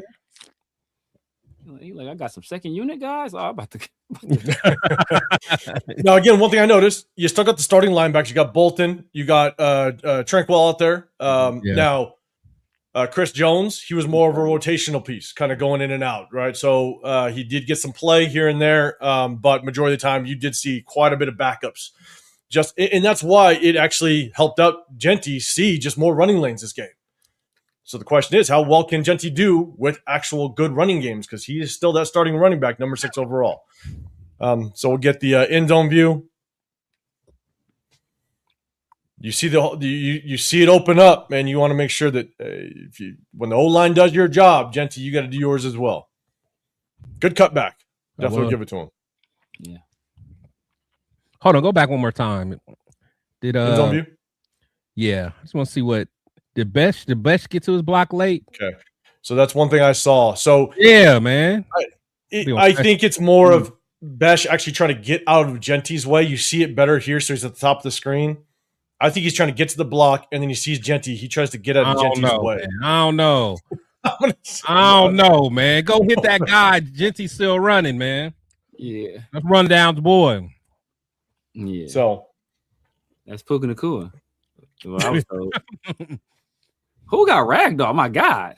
Was that Genty getting done like that? I didn't miss that. Dang, I didn't see the tackle. Oh, at the tail end? Yeah. Yeah, I was looking at the plays. That was a play. Was this the game where they picked him up at the on the sideline? I got it. Yeah. Like now I'm making the backfield. Like these two guys like lifting them into the air. I think that was last game. They did on the sideline too. They straight just tossed him to the sideline too. Like a child. I was like, this is crazy. I mean, he's 5'8". But I think Besh tried. I think he tried to get out of Genty's way, but we'll leave it up to the chat and everybody else. Let him live. Yeah. Again, he did Surtain so dirty that we'll stall him out. Right. Charles Grant. You guys take a look at Charles Grant. Jonathan Hopkins. Look at that. Flip them hips too. So definitely want to showcase Charles Grant. Take a look at him. Does a really good job getting his hips inside. But again, this is just another example. 26 carries, but you got yourself. Genty's basically untouched after 7 yards. Find himself. Yeah, that's crazy. In hole. I mean, untouched. This was a good portion of the game for him, and we want to see what Genty could do with good blocking. That's what he had. Look at Brendan Carroll getting his guys going. Now that Pelly going, baby. What I'm talking about. Go ahead, Brendan. So one more time, Charles Grant on this side. Again, we just got to see what Charles Grant has. Only took him like 8 weeks to. What up, John? I see you, man. All right, again, guys. If you guys have a comment, anything towards the play, definitely hit that hashtag Raiders. Let me know. We'll do one more, or just one more, and then we're gonna get into some interesting stuff. Again, another really good example. This is the blocking that he received. So what can Genty do with good blocking? We got to have an example. What an amazing block. Oh, Charles Grant. Charles Grant. Oh my goodness. This guy's stud. Wait, hold on. Go back. We're gonna go back to here, hold up.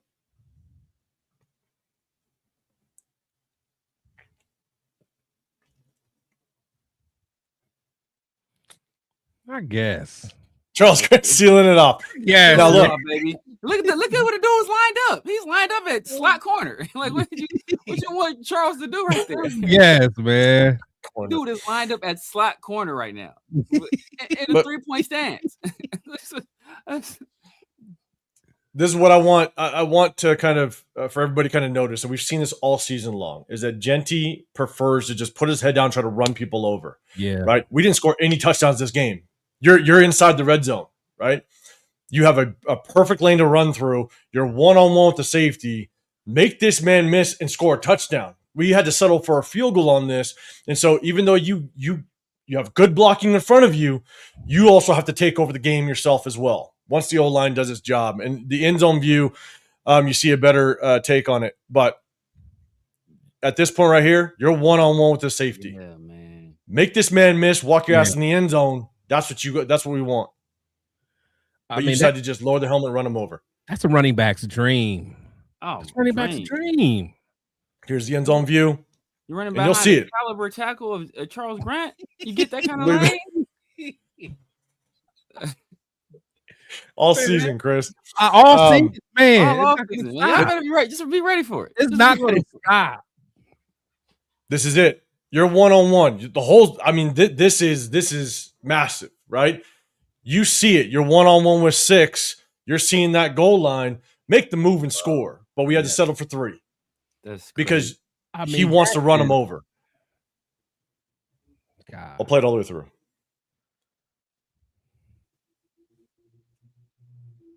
Like, that was his goal. I'm going to run you over, but, man, get your ass in the end zone. Get a 6, not settle for 3. For the record, Michael Mayer he helped with that block. You know what I'm saying? He did. Charles didn't need it. You know. Okay. Michael Mayer came in late to the group project and just put his name on it. He just put his name on the project was done. Hey, so Gotham, if you've ever rocked with us in the past, I've seen you here. We do it like this because YouTube doesn't like it. If we go vertical, if we try to make the screen bigger, they'll basically freeze they'll shut the live down. So we can't do it. This is how we got to rock out in order to do it live consistently like we do. And so facts rundown. Look, that was that ain't Brendan Carroll. That was SpyTek's film sessions with the office. That was. That is insane. That is insane. All right. Okay, here we go. For everybody that you've rocked with us before in the past, we break down game film. We want to know, one, how Genty will do when he finally has some blocking. Okay. We're showcasing just a little bit. Again, there was about 13 plays where he had good blocking, untouched to the second level. You want him to kind of do his thing. We've also showcased plenty of time. Now, I guess the one caveat I will say, one caveat to it is that Kenny Pickett's in the game. The safeties are crowding the line of scrimmage. It did make it a little bit harder, right? You get better quarterback play. It's going to push the safeties back. So it creates a little bit more opening for Genty to work. So I will throw that out there. But Genty is not good in open space. We've shown it probably a dozen times now all season long that he struggles to operate in open space, and he constantly cuts back into trouble. I'm going to showcase this. It's a little bit of a draw play, and you guys be the judge. By the chat, a little bit of draw play. Yeah. I'll show the end zone view, and we'll go back. Look, this is the difference between Genty and getting, 86 yards? 86 yards and possibly 130. Yeah. And there's another play I'm going to showcase, but and just show. But I'll pause it.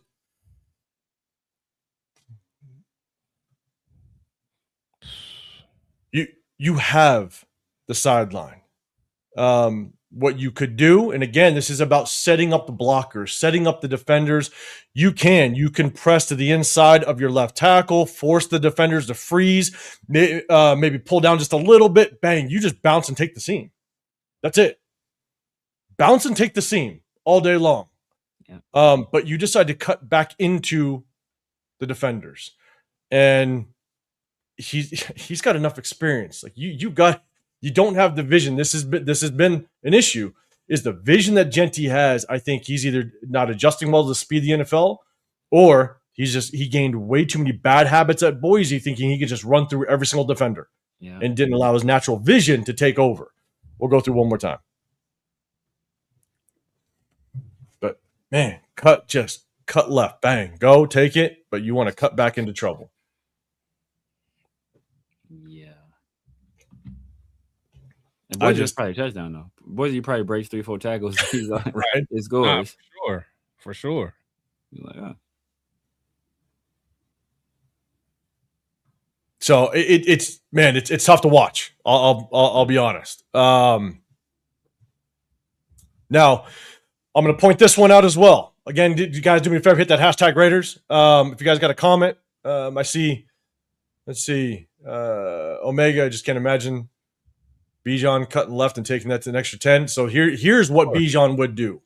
This is a good example of what you'd like to see at a number 6 overall pick, right? He doesn't have the quickness of James Cook. He doesn't have the quickness of a Devon A-Chain. He doesn't have the quickness of a Bijan Robinson, right? And this is where it's going to hurt him if he doesn't have the vision to kind of process it quickly enough.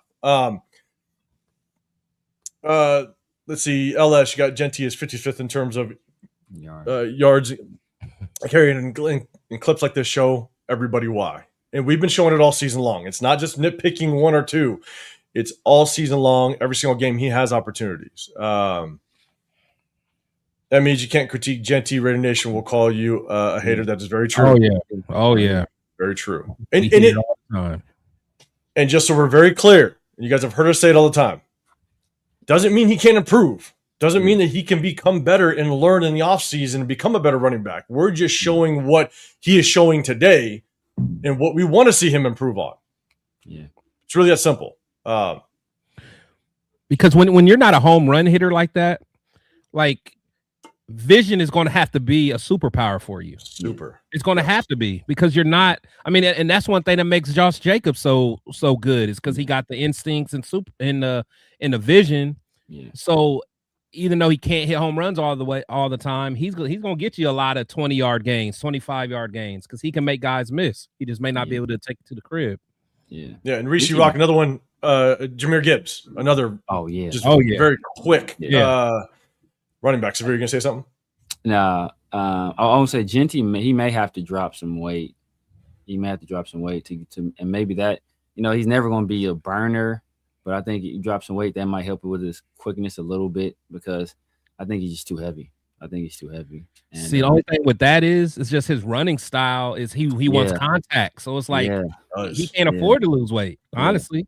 Because you saw, remember the very first hit he took in preseason? He had to go to the tent. Yeah, he goes to the tent. Yeah, he had to go to the tent. So, yeah, man, it's like he's not as quick as the best rookie running back in the league, Travion Henderson.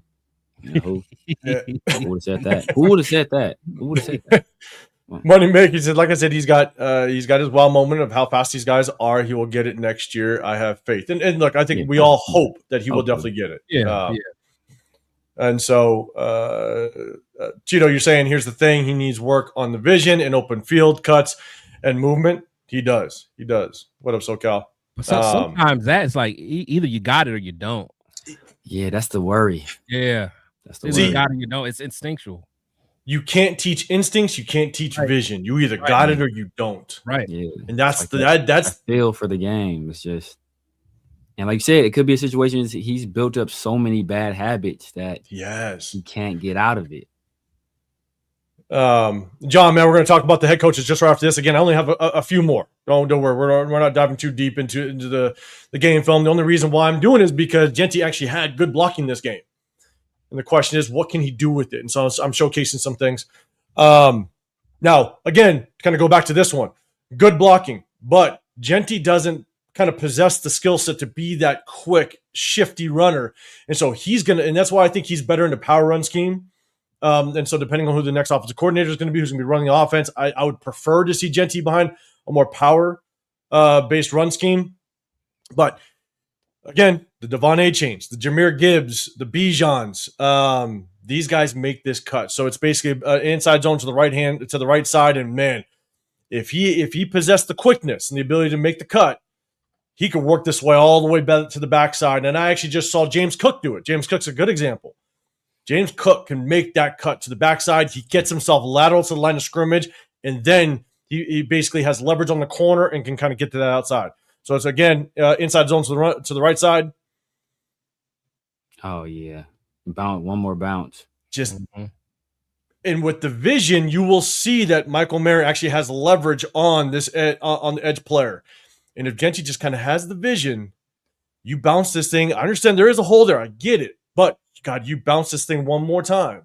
Because he's looking dead at 27. Like, right there. You put your foot in the ground, bounce one more. Because you see, look, Tyler Lockett is in position. Michael Mayer is in position. You got to anticipate that. You got to anticipate that. He can see. I mean, it looks like he's looking dead at him.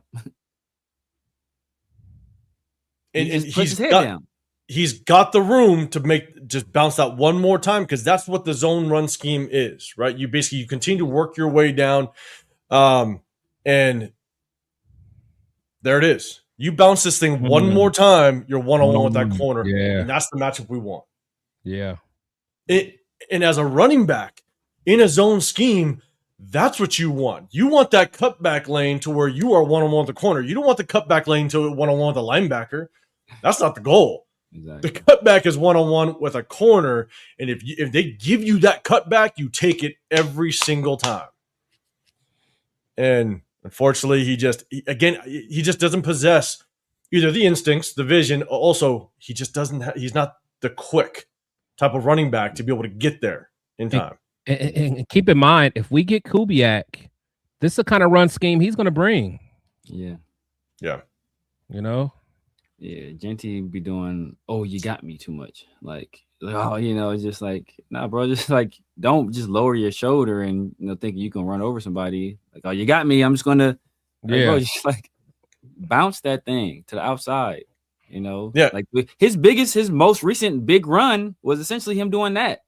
Bouncing to the outside against the Texans and getting that huge run. Yeah. And again, that's good blocking. Yeah. That offensive line did a very good job of blocking. They basically pushed, they washed everybody down to give them that final cutback lane to the corner.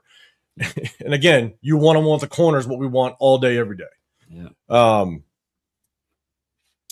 We're going to go, let's see. This one, a simple inside zone to the right-hand side. Again, just kind of going through some of the chats. MC, what's going on, brother? Good seeing you in here, man. Raiders, this has caused my diabetes. We're going to turn this thing around, big dog. I hope so. Nice. Hey, Genty will be good, just not 6 overall good. Yeah. And we all feel that. That's what we all have been saying. Like, we don't think he's going to be bad. It's just that's 6 overall pick, man. You're always going to be judged by that. Yeah, you are 100%. That's why Tyree. If you got Tyree in the 6th round, okay. Oh yeah, you know what I'm saying. But Tyree will always be judged at that 7th overall pick. Exactly. I think that we do need a compliment to Genty in the backfield, a speedier guy. Oh yeah. So this is an inside zone to the right. I'm going to play this all the way through. And again, we've seen this multiple times. I think what's really difficult is you watch Genty's footwork. And he's supposed to be that bowling ball, that guy that's going to basically fall forward for yards, right? We saw it coming out of the end zone at times. We've seen it in short yardage situations. Okay, Charles Grant. I wasn't going to get there yet, Chris. I wasn't going to get there yet. God damn it. But watch Genty get... Watch Genty gather his feet in the backfield again. He gathers his feet. He gets laterals with his feet. He basically plants both feet on the ground. He loses complete momentum, and he's just not going to be able to kind of get that push in the line of scrimmage that you want him to be, like you want him to do. And we've seen this again on the safety that he had against the Cowboys, I believe it was, in short yardage situations where you want him to be that guy that's going to be the guy in short yardage. But watch his feet gather at the line of scrimmage. He just loses all momentum. Yeah. And I hate to say that, is he just scared to get into the line of scrimmage? I hate saying it, but you almost curl up in the line of scrimmage, which, again, that's why he struggles in short yardage at times. Yeah, because he doesn't have that acceleration to get back up to max speed. Come on, big CG. Big All right, CG. okay, here we go. Charles Grant. Again, we're looking at Charles Grant as well. Big Man. CG out there. Repping. This guy. Look Look at him. man. Repping. Look at this man. Look at this. Look at him. Look at this. Look at this. Pick yourself up. Pick yourself off the ground. You got Charles Grant right here. Does a good job. Gets his hips in position. Where, in my opinion, where he wins this rep is right at the snap. Watch the position. Look how quick. Yeah. Look, he about to run Right over. there. Who's that? Mafia, but that's Mafia though, so I can't say. It's just It's my fault. it's Mafia. I can't say, but yeah, right off the snap. Yeah, I mean, he wins this rep right at the snap, which is perfect. He leads. A lot of times, linemen will take that false step where they basically will try to anchor with the opposite foot first, which you lose time, and then they'll lead. Then they'll move with the play side foot with the right foot. What he does a very good job of is that right foot moves first, which allows him to cross the three tech's face. He's able to cross them. And get good position, and this is no slouch right here. So, oh no, I'm sorry. I don't think this is Chris Jones. My bad. That's not. I don't think it's Chris. Is that Karlaftis? So, overall, good technique. Really good job by Charles Grant. Definitely want to see that because look, we're going to rely on some of these players going into next year. Yes, sir. So. We got just a few more, but again, guys, buckle up for this one. All right, if you guys see anything in the chat, let me know. We got Raider Smoke in the building, man. Appreciate you throwing a super chat out there, man. Hold on, man. It's my boy. What up, Dre? Dre in the building as well, man. Right. So, LS, I want answers on who really won that man. Facts. I need a tell-all book. I need Bro, to we tell know all. who it was. We know it was, man. Like Spytek was snitching, but he wasn't snitching. He's like, man, you want to build this the right way. Like I know what you mean. I know exactly what you're saying, Spytek. I know exactly what you're saying. Say less. Say less. Houston from LA is saying it sounds like you guys speak from experience, but I'm wondering why the negativity on Genty. It's not negativity. It's just showing you what we see on tape. So don't take it as negativity. It's literally just showing you what's on tape. He led all rookie running backs in yards this year with a terrible offensive line. He led them all with attempts as well. He was the only running back. He was the only running back that was the featured back. Everybody else, like Quinton Junkins, was probably the closest to having a featured role, but he also didn't play for I don't know 4 games. Yeah. Genty beat Travion by 64 yards. Travion didn't start a game until like week 6 or 7. And he was in a committee system with 3 backs for the beginning of the year, and with him and Ramondre Stevenson for the rest of the year. So I don't know where this he led all of them. Yeah, obviously, like if I shoot 1,000 shots and you shoot 100, I'm gonna make more than you. Like that's not a tell of who's the better shooter. So I mean, I think that's and I think you put in other comments like, oh, we still got other guys later on. So isn't it? No, it's still a bad pick. Just because you mitigate how bad it is by making up for it with a good draft or getting some solid players later on, gotta isolate. There's still the opportunity cost of what you could have done with that pick, right? Like if I lose $1,000, but then I find like 300 later on, like I still lost 1,000. I still lost a G. Like this don't change that fact. Like you can't So. And look, even outside of just Genty's performance, just picking a running back at number 6, there's a lot of reasons why. It honestly, the biggest reason, at least for me, one of the biggest reasons, is the fact that there's a really good chance. You see what happened with Josh Jacobs. If you pick somebody at number 6, you want them to literally wear the silver and black for the rest of their career and be one of the best to ever do it in the silver and black. Free agent running backs don't warrant that type of pay. If he does well, he might go off and want to get his bag. And the thing is that a lot of teams don't pay running backs. So you may or may not keep him for the remainder of his career. He might walk after 4, possibly 5 years if you don't pick up the 5th-year option. So I think that's where, again, that's just one of many reasons why I'm not a fan of picking a running back at number 6. I even struggle picking a running back in the first round. Again, for a lot of reasons. But again, we're not being haters, or we're just hey, what we see. We honestly just have to embrace it. They're always going to think we're haters. Yeah, that's right. At this point, we just got to embrace it. Because and this is what I say. Every criticism, every excuse you make as to why Genty didn't play well, or why he didn't produce as good as these other guys, or why he only averaged 3-point-something yards per carry. Every excuse you make for him is the reason why he shouldn't have been drafted at 6. So you're just furthering my argument. So, well, this guy had Drake May. Okay, yeah. Well, then maybe we should have drafted a quarterback at 6. Oh, this guy had a better offensive line. Then maybe we should have drafted offensive line at 6. Well, this guy had weapons. They're taking the safeties out of the box. Maybe we should have drafted Petecarroll and drafted a running back later. Like, your excuses only further solidify he shouldn't have been the pick at 6. Severe cooking. There you go. And so, what up, Darth Maul? What's going on, brother? Appreciate you rocking out in here. Okay. And with that being said, again, the reason why we're only showcasing this, and look, there was a lot of backups playing on Sunday, right? But this was the best opportunity for Genty to showcase what he would look like if he had good blocking, because he actually had good blocking in front of him at least 50% of his carries this game, and it only resulted in 86 yards rushing. And so, as a number 6 overall pick, you want to see a lot more in that. And here's another play. I just showcased a play that was in open space. You got Genty out here. All right, this is going to be a quick little tunnel screen, a quick little wide receiver screen. He's lined up as the number 1. And what Genty needs to identify, when he gets the ball thrown to him right here, he needs to identify his nearest threat.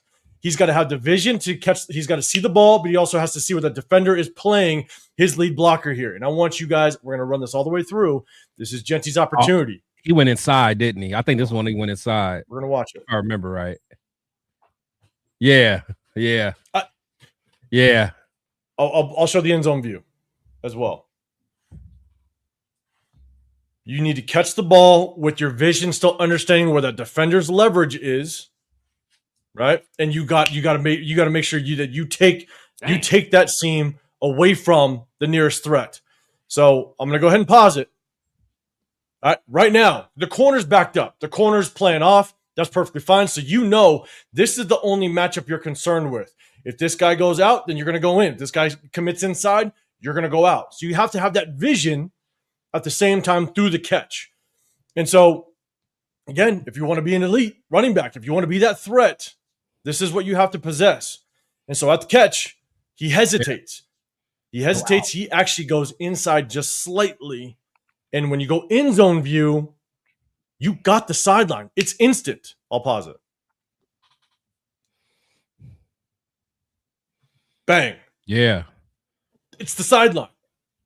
Put that ball in the outside hand, give him a stiff arm, and let's go. It's not like you got 3 yards to the sideline. You literally have 10 yards of sideline to work with. So the moment you catch, your eyes go downfield, you see and feel that defender go inside, you now know you are only one-on-one with that corner based on how the defense was aligned pre-snap. Yeah. And you take the sideline. Like, this is the difference between I mean, this play right here is bad, okay? But this is the difference between what could be good, but also what is elite and what's great. Yeah.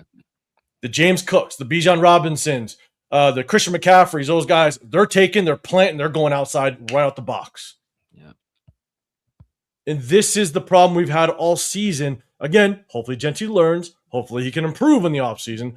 But this right here is the difference between bad and good and elite. Yeah. And I don't know if anybody can disagree with this, to be dead honest. Because in the chat, let me know. Let me know if we're assessing this incorrectly. Because I'll tell you right now, this is what he needs to do to be able to be elite in this game, is take advantage of these opportunities here. We're going to show it one more time through.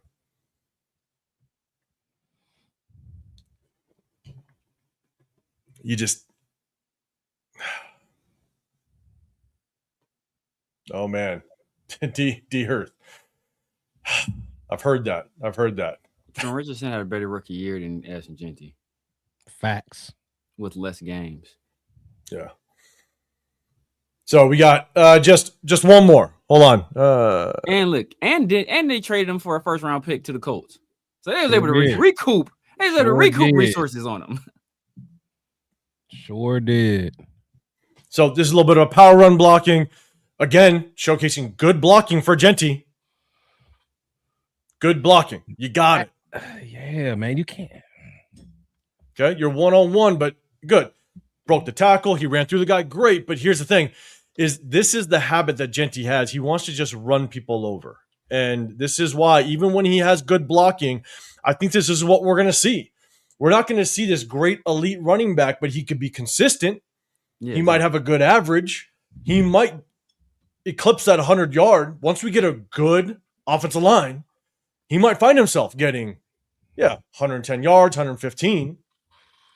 But he's not, I don't think he's going to find himself, again, unless he improves, being that elite running back. Running back one for that. Can you do the end zone view? Yeah.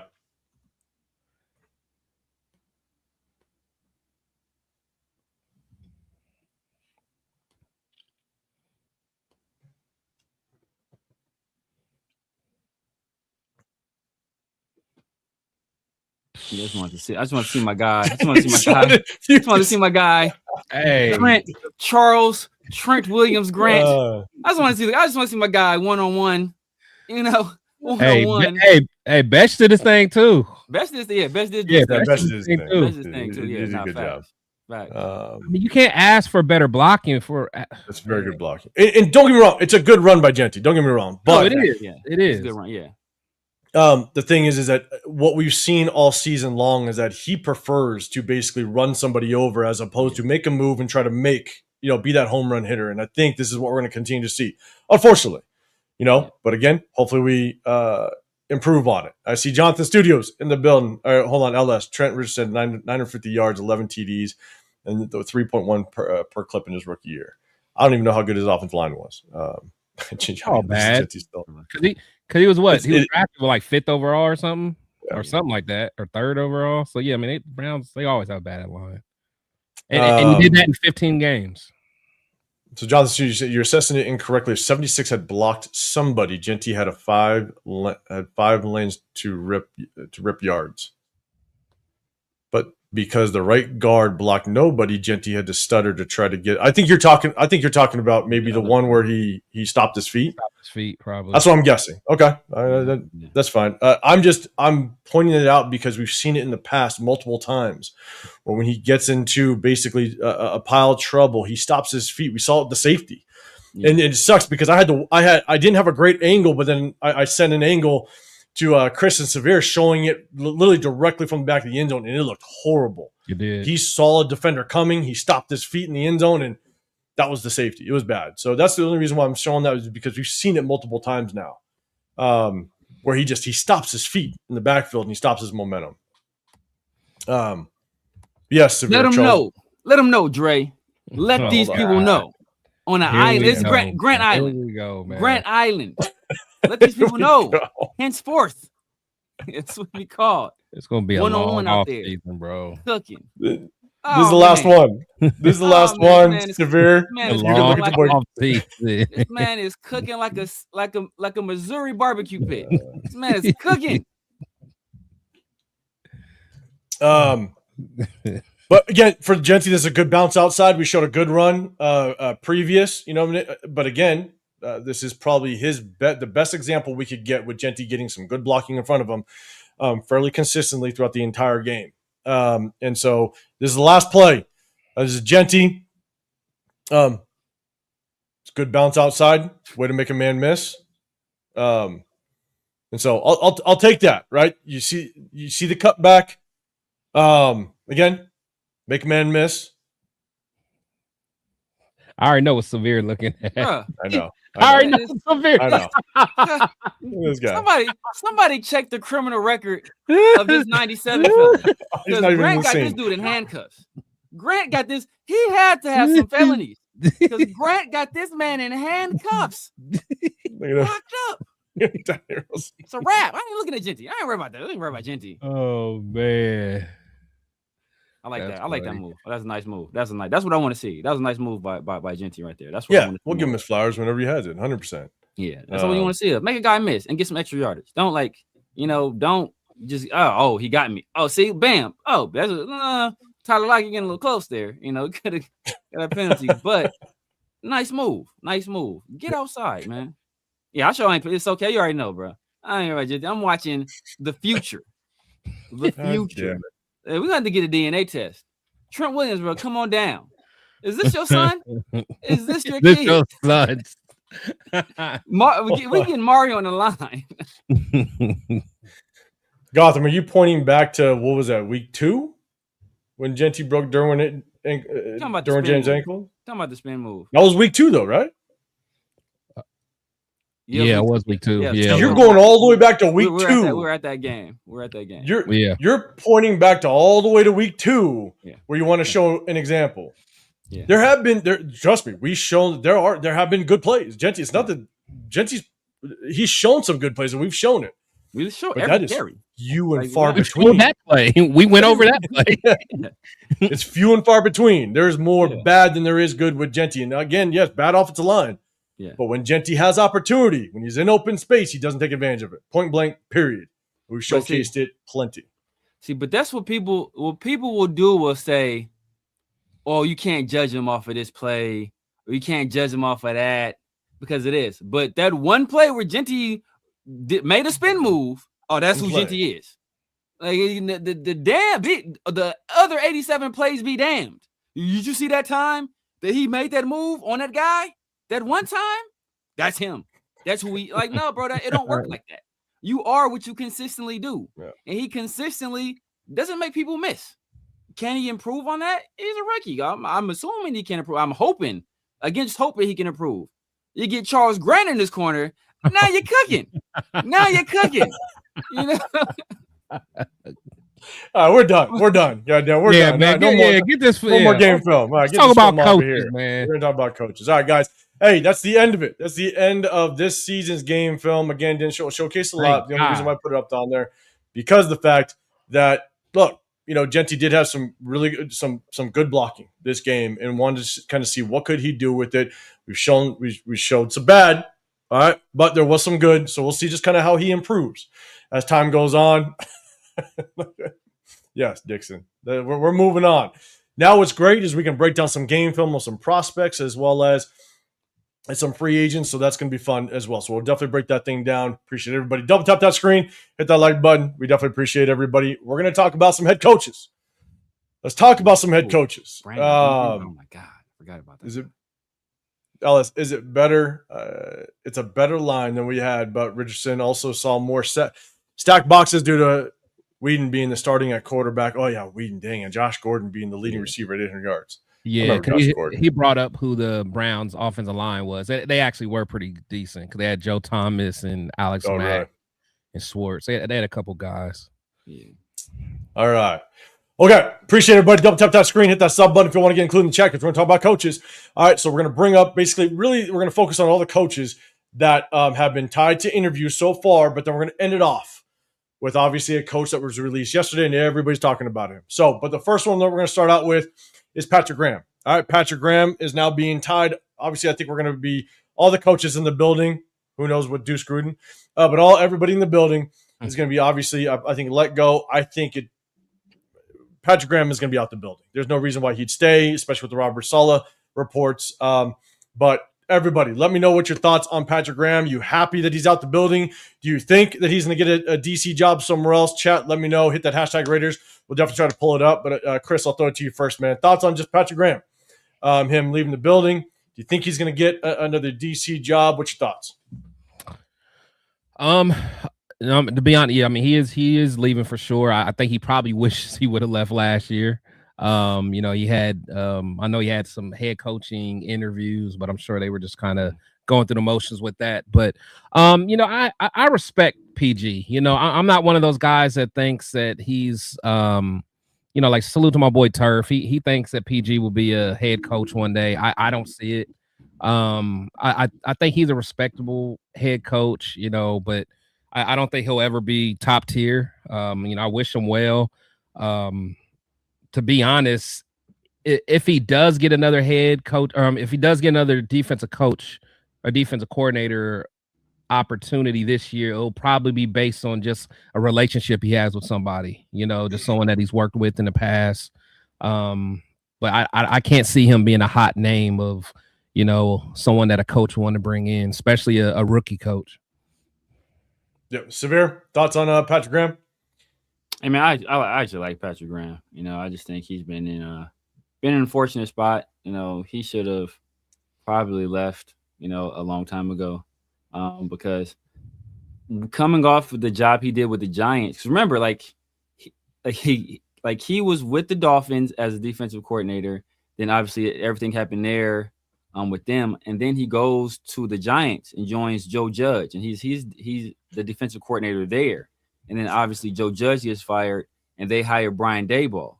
And Brian Daboll, it was reported at the time that, you know, Brian Daboll wanted Patrick Graham to stay. He wanted him to stay on. And the only reason Patrick Graham left was to take a job with Josh McDaniels. And I bet you, seeing that he could have had Dexter Lawrence and all these other people, he probably like, damn, I probably should have stayed with the Giants. I probably should have stayed with the Giants because, you know, I think like his stock was at an all-time high when he left the Giants that first time. And I think that, you know, us not really investing in the defensive side of the ball, then we got these defensive head coaches that, you know, take some of the credit. Then we got Pete Carroll in here changing up the scheme, getting rid of good players for scholarships. I think that's done some damage to his standing around the NFL. Not irreparable damage. So I think if he goes somewhere where that he's given some investment on defense, more investment on the defense side of the ball, and less meddling, I think he can do well. And I think he has the qualities to be a head coach one day. Will it ever happen? I mean, first of all, you know, the chances of there being a black head coach in the NFL, it's already low. You have that on top of that you're a defensive-minded guy as well. There's already some odds stacked against you there too. So being a black defensive head coach, bro, you know, like that's tough. That's tough. But most of, I think the only head coaches in the NFL that are black have been defensive guys that I can recall, that I can think of outside of Hugh, in recent memory. Outside of Hugh, I think those are the only ones. So that's where his chances kind of increase there. But like the odds are stacked against him in terms of everywhere else. Yeah. Yeah, Cheeto, man, I appreciate you throwing a super chat out there. You're saying, let's go get Sharon Moore. Go Big Stop Blue. it, Cheeto. Go Big Blue. Don't start with me, bro. Don't start with me. Leave me alone. So right after Chris with that Leave me one. and my Michigan boys alone, man. I love it. No, look, for me, I had my concerns with PG. I mean, Severe, I think to your point, I think he did a really good job with the Giants back in the day. He showed that he could actually produce a decent defense with not the best talent in the world across the board. He did a really good job of being able to kind of mold and be versatile with his defensive fronts. I had massive concerns with him going into last year. I think he did a really bad job of giving up scores on the opening drives of games. I wasn't a fan of that. I think he struggled a little bit on third down. So I definitely had my concerns and frustrations with PG, but I also think PG really was never given a full chance to see what he could mold with the defense, because every time you get a brand new head coach, they're going to want to put a stamp on it. They're going to want to bring in their own personnel, and they're going to want the defense to function similar to what they want, which means it's a change-up of scheme at times. And it could be a major change-up. It could be minor. But you need to give that coach some time to get that personnel together. I mean, look at what we did. One of the guys that I loved and I wanted to keep was Robert Spillane, but you let him go. Yeah. I wanted to keep Spillane because that was our green dot guy. It was a guy that was going to help Patrick Graham share his mindset and scheme with the rest of the defense that's coming into the fold. Now, we go ahead and we get rid of Caleb Von Chason. We get rid of Trayvon Merritt. We get rid of some of these names, Divine Diablo, right? We get rid of some of these names that I think Patrick Graham, if you kept these guys around, not all of them, but if you kept some of them, it would allow him to continue to show progress from the year before. But because we continue to shuffle head coaches, it meant shuffle personnel. I mean, you look at Jacorian Bennett, right? Jacorian Bennett, prior to his injury last season, he looked good. He looked like he was on his way up. He was trajectorying up, right? But then what happens? We change the scheme, and he's out the building, right? And it's not an argument whether or not he was going to be good or not, but it's just the example of he had to continuously work with different personnel, and that's never easy because you got to mold it a certain way. And so, look, I think he's out the building. He's gone. I hope him all the best. I do think that he could have promise as a defensive coordinator elsewhere. Change of scenery for him will probably serve him well. And we'll see kind of how it works out. But Leo, man, appreciate you throwing a super chat. Kevin Lurk, you're saying it's damn near impossible to thrive here. It is. It's tough. Juice from okay, you're still talking about Genty. I got you, man. Let's see. Dixon Sider, you say? Damn it, I said it. Chandler Jones and Christian Wilkins on PG's hit list. God damn, Chandler Jones. Yeah, that was a wild one. Yeah. All right.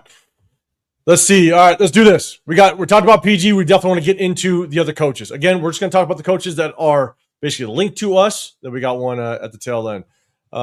Guys, if there are any other chats, just let me know. Next one. All right. Interview was today. We got the Broncos quarterback, Davis Webb, for their head coaching, potentially for a head coaching job. He's going to be one of the youngest potential head coaching candidates out there interviewing for a job. If he does get the job, I think he will be the youngest head coach in the league. And so, Chris, I know you had some positive things to say to him a little bit early on. Somebody talked about it. So I'll start off with you, man. What's your thoughts of Davis Webb and us bringing him in? Yeah, I think just with him, I mean, to be honest, I don't think he's really getting like real consideration for the head coach, position. I think if anything, his next step will be as an OC. But again, just like Severe said, or maybe you said it, it's probably trying to get some intel from him. But also, again, if we do for some reason get Vance Joseph, it's kind of been like the rumor that he's going to bring Davis with him. So maybe you just want to hear him out and kind of get his philosophy and stuff like that. But everything that I heard about the kid is he's definitely going to be a star. It's just if you got to, make sure you put the right pieces around them. But, for a team that's in our situation, like we're at we can't miss. We can't mess this thing up.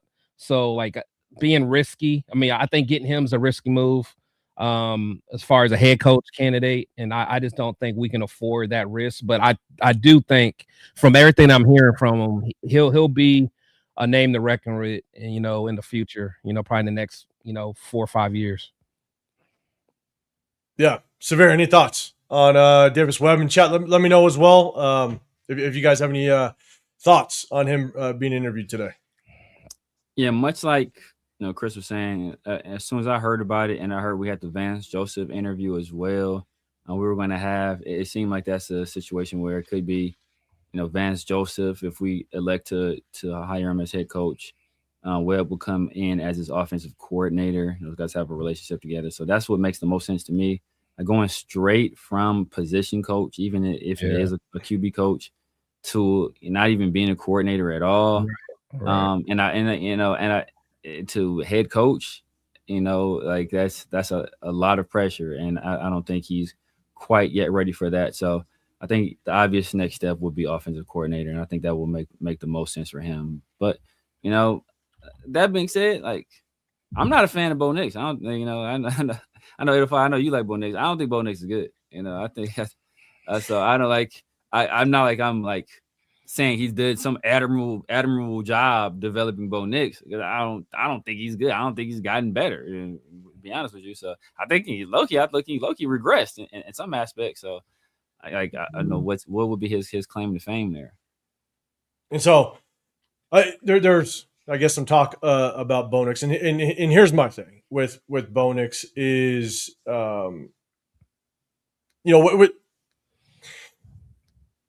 there's obviously that you can have a sophomore slump, right? And maybe he has, I don't know if he's regressed, to be honest with you. I think what's happened with him, and I do got two buddies that are Broncos fans, and they actually have a lot of issues with Sean Payton and some of his game decisions and play calling at times. Yep. But you also got to understand that Bo Nix is also that receiver room. I think that receiver room leads our second. They're leading the league or second in the league in drops. You gotta be second. You gotta be second to the Jags. The Jags was like at one point it was like astronomical. They had like an astronomical lead. Jacoby may have came in there and fixed that, you know.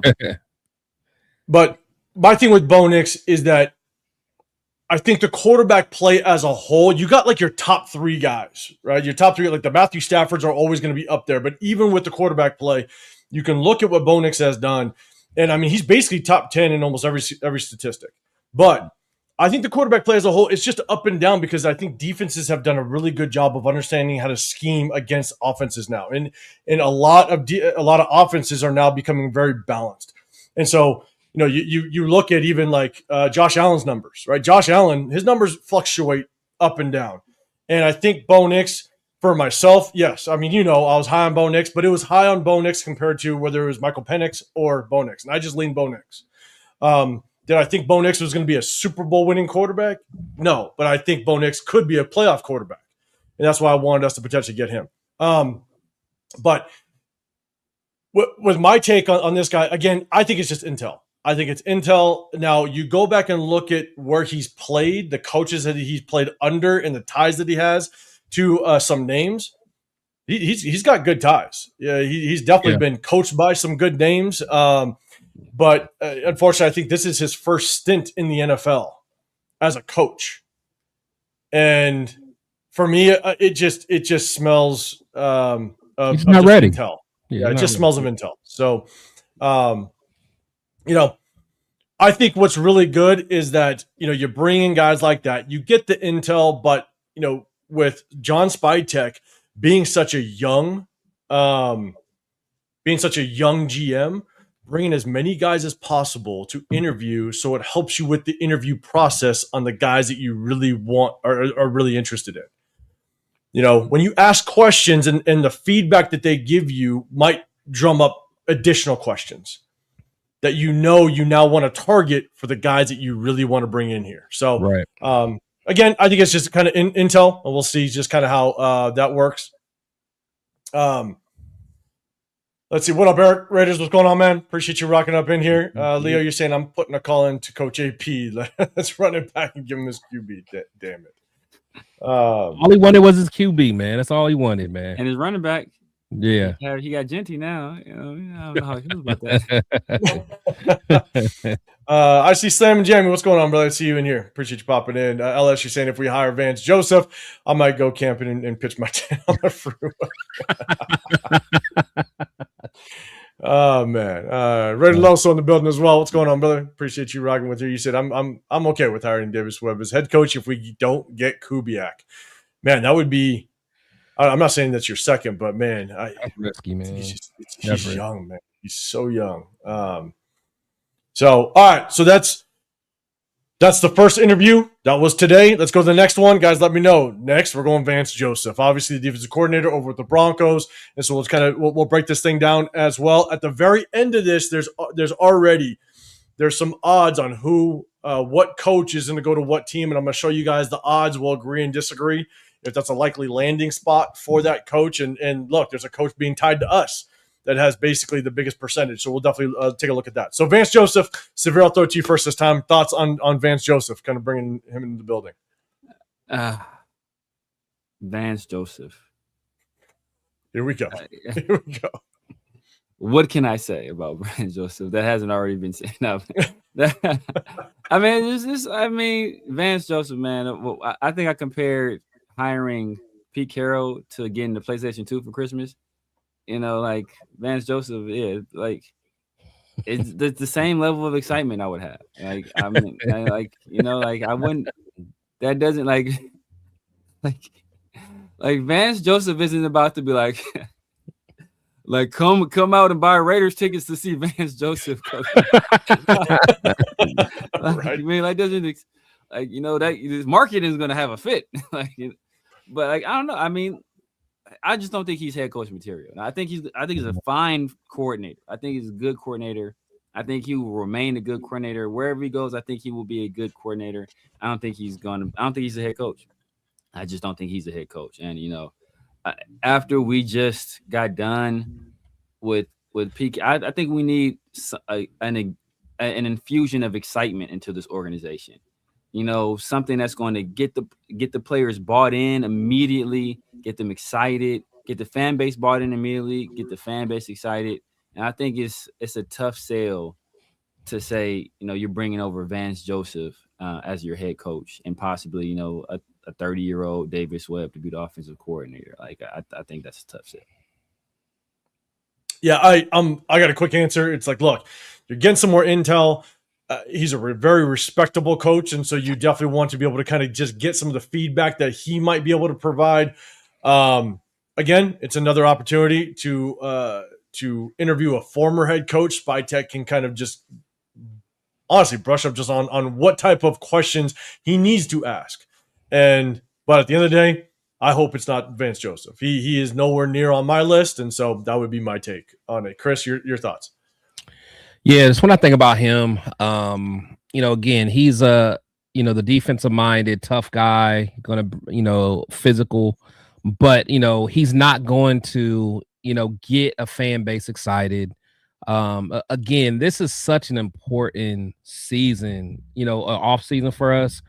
I mean, we have to be able to ignite our fans somehow. Again, he's not going to be able to do it. I would be very disappointed if we do bring him in. But one thing about him is he is well respected, and even like that time when he was coaching for the Broncos, like he never lost that locker room. Them dudes always played hard. It's almost kind of like the AP effect. Like the players still loved him. They played hard for him. He's well respected, but I just can't see him being more than a defensive coach, to be quite honest. You know, unless he inherited like a team, like, you know, but you know, to me, he's not head coach material, unfortunately. Yeah, he's Romeo Crennel on Ozempic. Oh shit.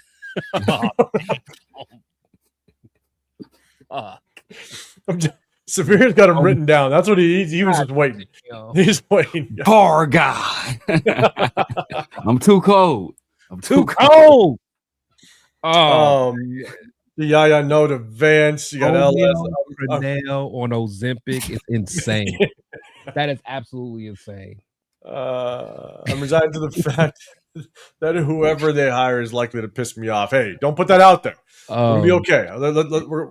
We're gonna be okay. Let's hope. Where's the flag? I wouldn't even want him in the building. They'll plant a cell phone somewhere recording something. Man. Oh man. All right. Okay, we got Vance Joseph. Again, I think a lot of people are this is kind of the same space. Yeah, Alec. This is why you come to see the war room. Yeah.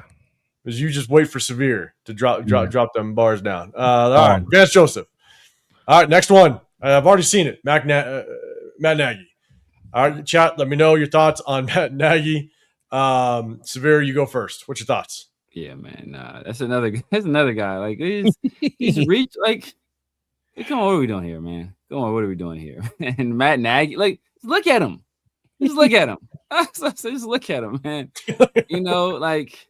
And I just picked the picture. Shout out to Raider Nation 519. And the crazy thing is, he's not that old. He's not. That's a crazy thing. That's what Justin Fields at quarterback will do to you. Justin Fields at quarterback will do that to you. That man is 35 years old. Look, people. But I mean, I wasn't inspired by what he did, and with Chicago.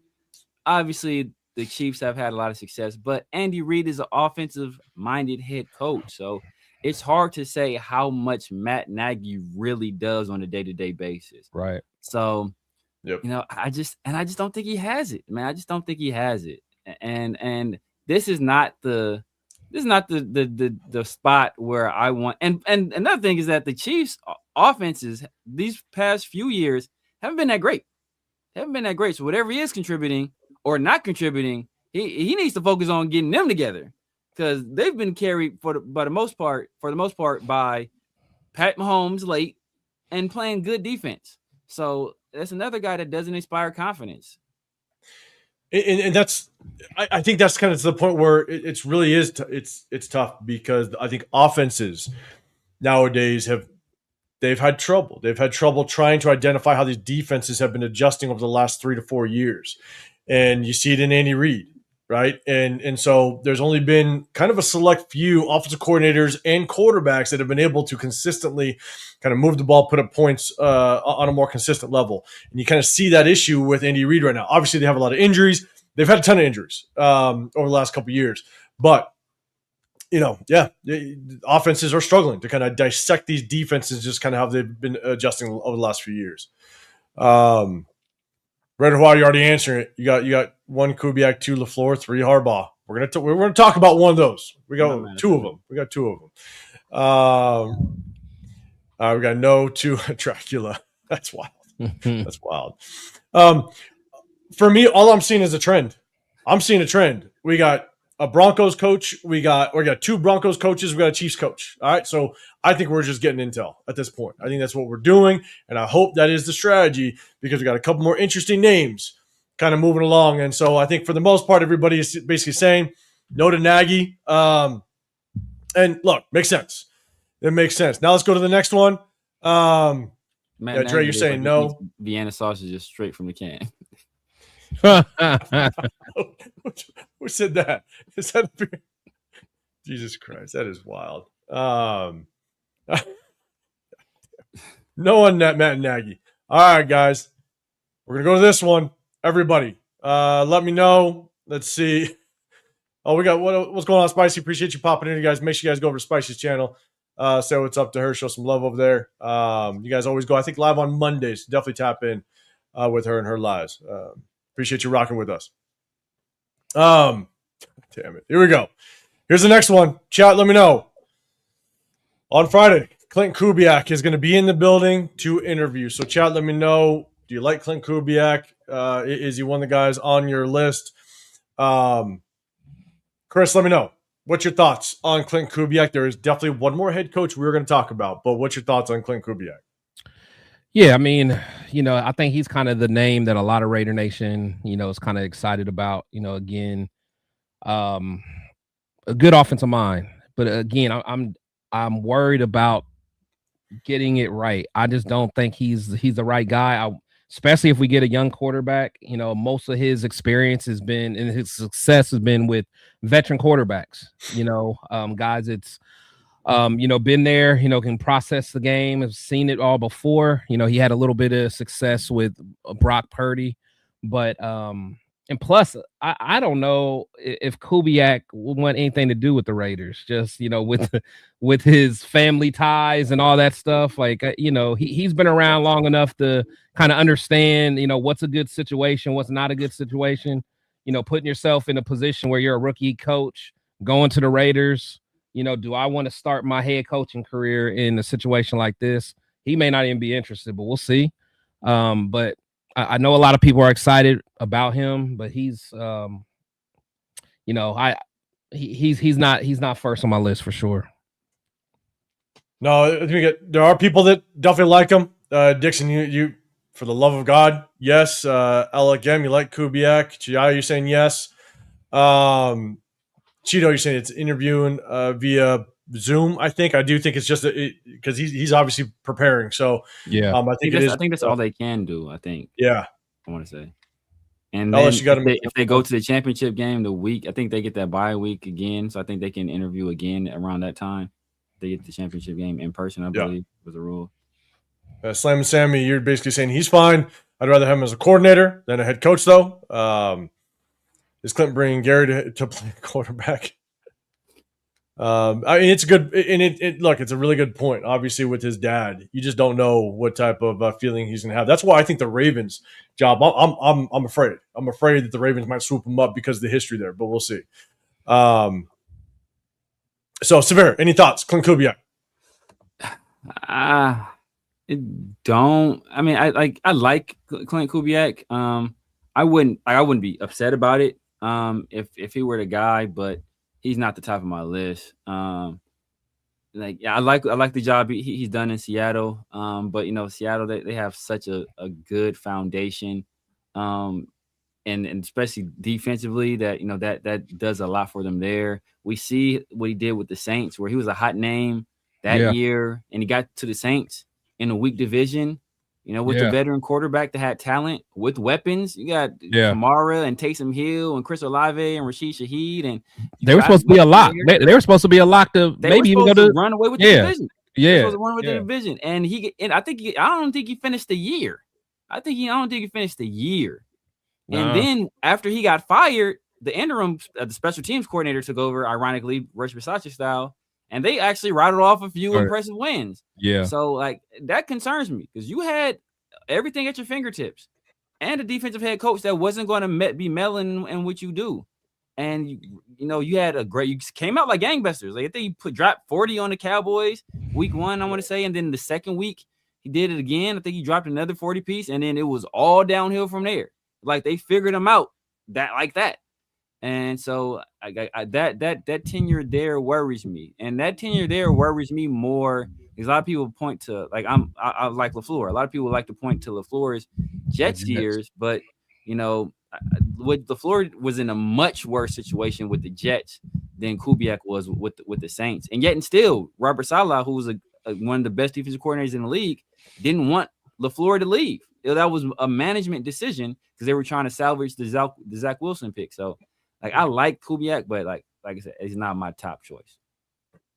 So for me, I mean, Kubiak is my top choice. I know that he had that stint with the Saints, start out strong, but I also think that they had quite a few injuries to the offensive line through the middle part of that season, and so that obviously I do think that hurt him a little bit. But for myself, I really do like what I'm seeing with that Seattle offense, that Seattle offense right now. You know, obviously, yes, Sam Darnold, he had success with Minnesota. He came over here.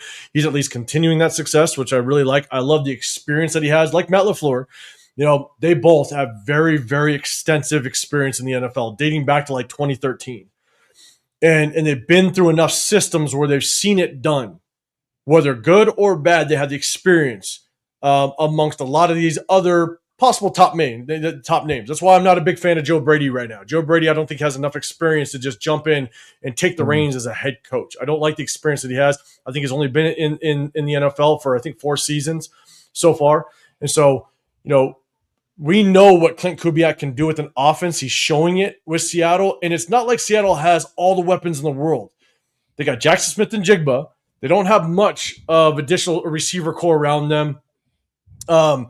And he's doing some pretty good things with not the best running backs in the world. All right. And that's my biggest thing is I think he's doing a really good job with that offense and not having just a plethora of weapons at his disposal. I think Charbonnet is underrated. You know, I think Charbonnet is a damn good. Yeah, I think he's a damn good back. I ain't gonna talk. We're using him correctly. I ain't gonna talk bad about him. You guys know my youngest brother coached him. So I'm gonna talk bad about him. I do think, but he's not this.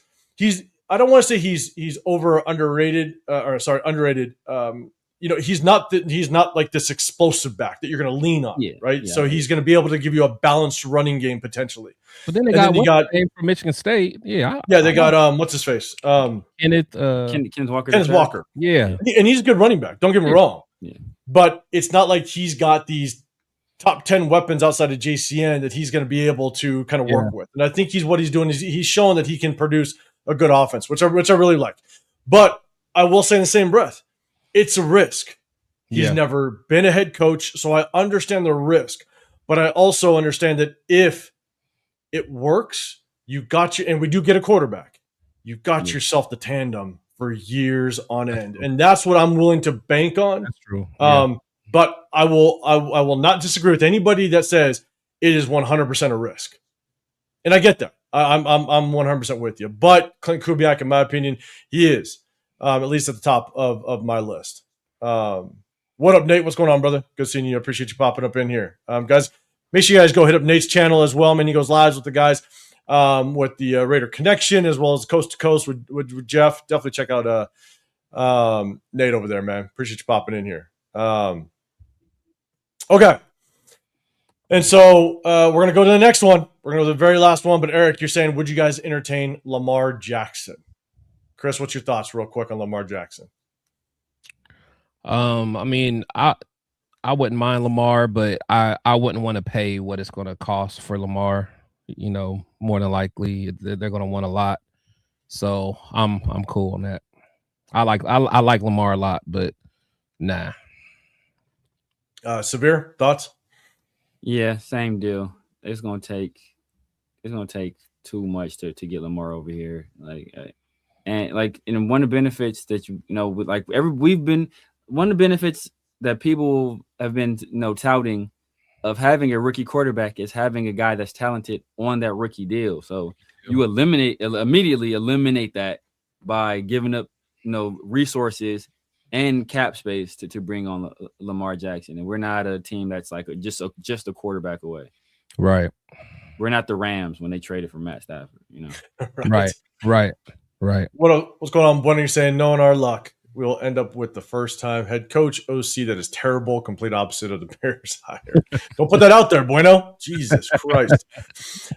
For me, look, if we brought Lamar over, then I think there would be some excitement with the nation a little bit. Not LS. LS doesn't like Lamar, but shout out to you. I think there would be some excitement. Like you're going to bring in a good quarterback. But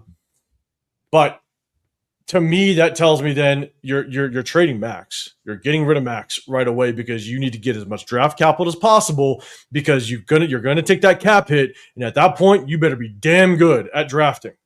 I better not see any Jack Beshes.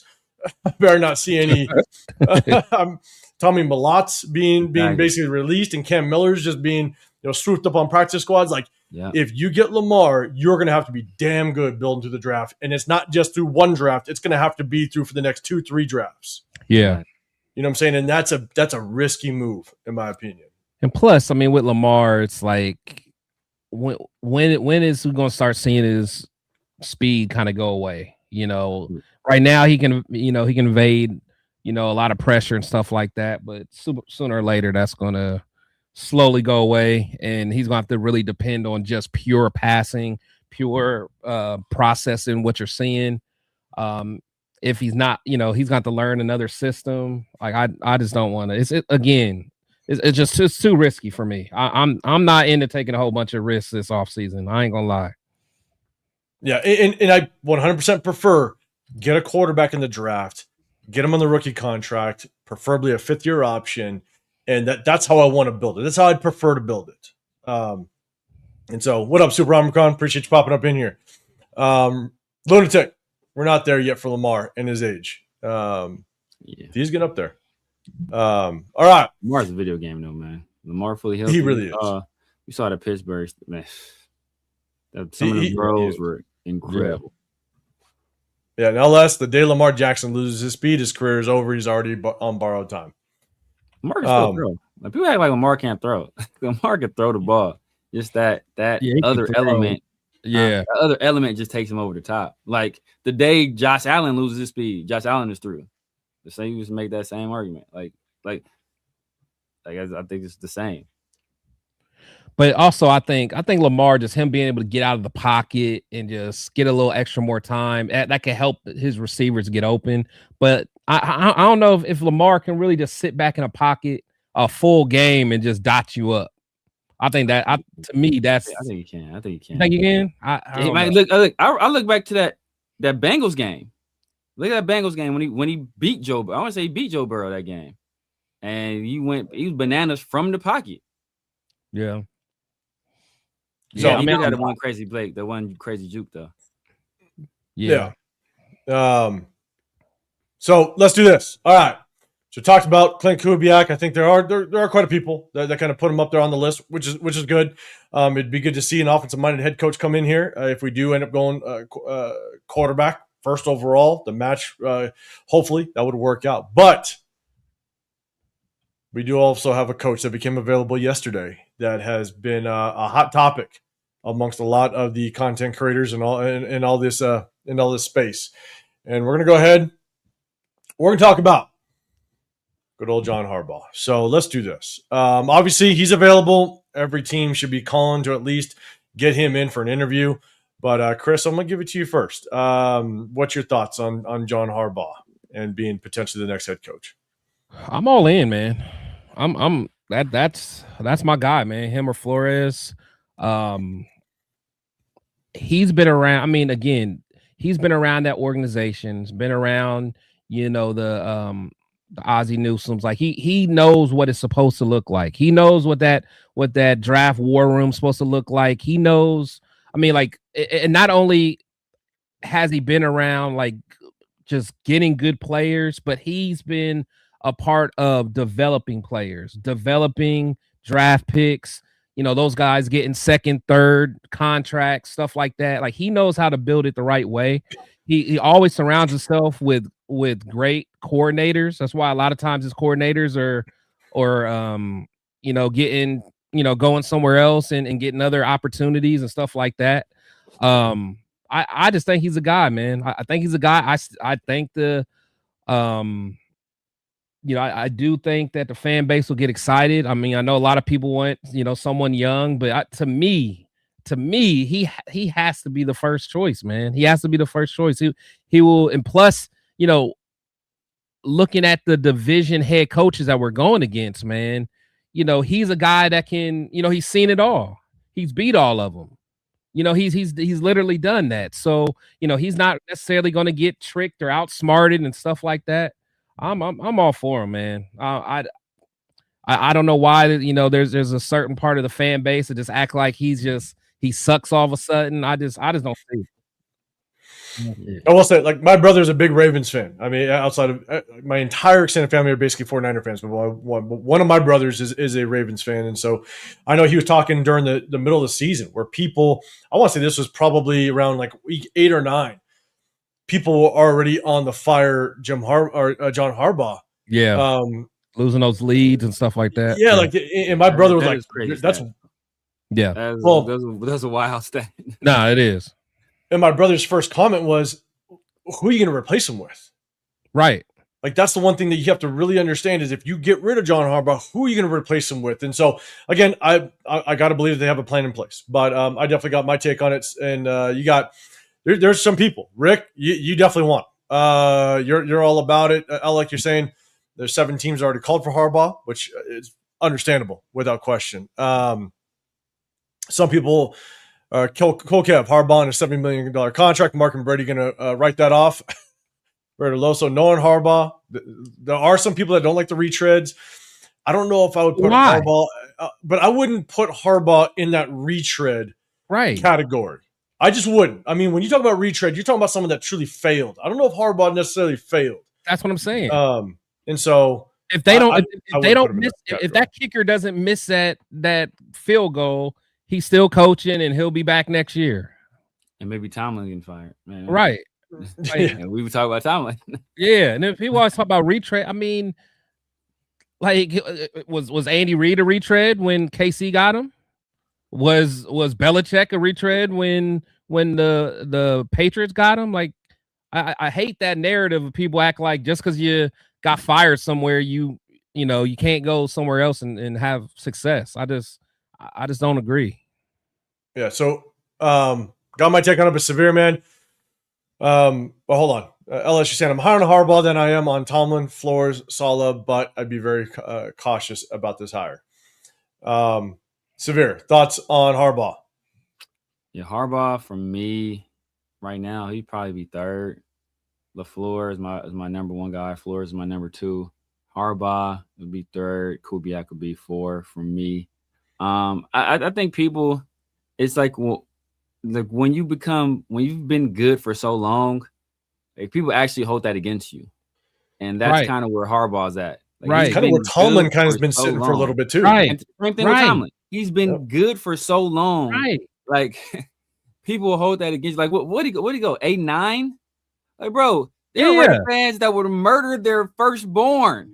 Right. Raiders 8-9. But there was blood sacrifice. Thank you. Get us above 5, barely like to 8 wins.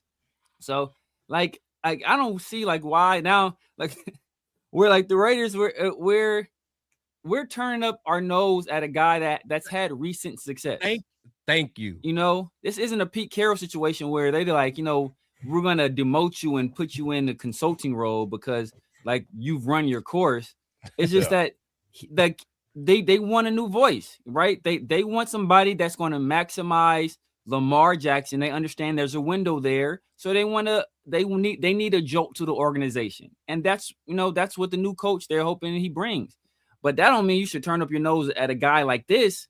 Right. Like, this ain't a Pete Carroll situation, right? Like I think that he's shown the ability to be adaptable. We saw what he was able to do with Lamar, where hey, what you wanted to develop Lamar Jackson? What do? Oh, well, my brother had Greg Roman in San Francisco. We saw what he did with Colin Kaepernick and adding a running element to that guy's game. We're going to do that in the meantime until he develops. And then he had the foresight to bring in Todd Monken from Georgia. You know, you got a guy like Isaiah Likely and Mark Andrews. Okay, I see he can use tight ends. We're going to provide him with the weapons and put Lamar Jackson in a system where he can rely on 2 tight ends at times, right, and do that. So I think he's just shown the ability to just be a great leader. Obviously, the fourth quarter blown like those crazy blown leads, that's concerning. That's tough. That is because it's like the stat was wild. I forgot what the stat was. It was some crazy stat. I was like, my God, it was a crazy stat. But like the Raiders aren't like what they say. Don't look a gift horse in the mouth. Like the Raiders aren't in a position to tell anybody that's as accomplished as him that still has years left. I think he's in his early 60s. Just not like a guy in his 70s like Pete Carroll was. So I think he still has a nice runway left to coach. And I think he's experienced. He's did it in one of the best divisions in all of football. He's been butting heads with a guy like Tomlin for years. That's what I'm saying. So I don't think we can just like totally poo-poo the idea of bringing in Harbaugh. The one area or the one thing that would give me pause outside of the blown lead thing, which is like, can we get a lead? Like, I'll be happy. Like, let us get a double-digit lead. Like, at least we had a lead to give up. Right? He might not even have to worry about that because we may never be up more than 9 ever. So, that might not even be a concern. But the thing is that we have a guy that has that much interest around the league, that's as respected as he is. If he comes to a team like the Raiders where it's an obvious rebuild situation, what do guys like that in that position want? They want power, control, and money. And we just went through a spell where we gave John Gruden probably too much control over organization and too much damn money. We gave Josh McDaniels. Well, Josh McDaniels was just punking Dave Ziegler, and Dave Ziegler didn't do his job. But he enacted too much control when it came to the draft and things of that nature. And then obviously Pete Carroll this past year, it was a similar situation where he had too much control over personnel and over the draft and things of that nature. So like a guy like Harbaugh to come here, he's going to want those things. And I think when you have a young ownership group, not necessarily young, but like, in its infancy in terms of building the culture and getting things together, I don't think they're going to be willing to give up that kind of control to a guy like John Harbaugh, because I think they want to put their own stamp on the organization first.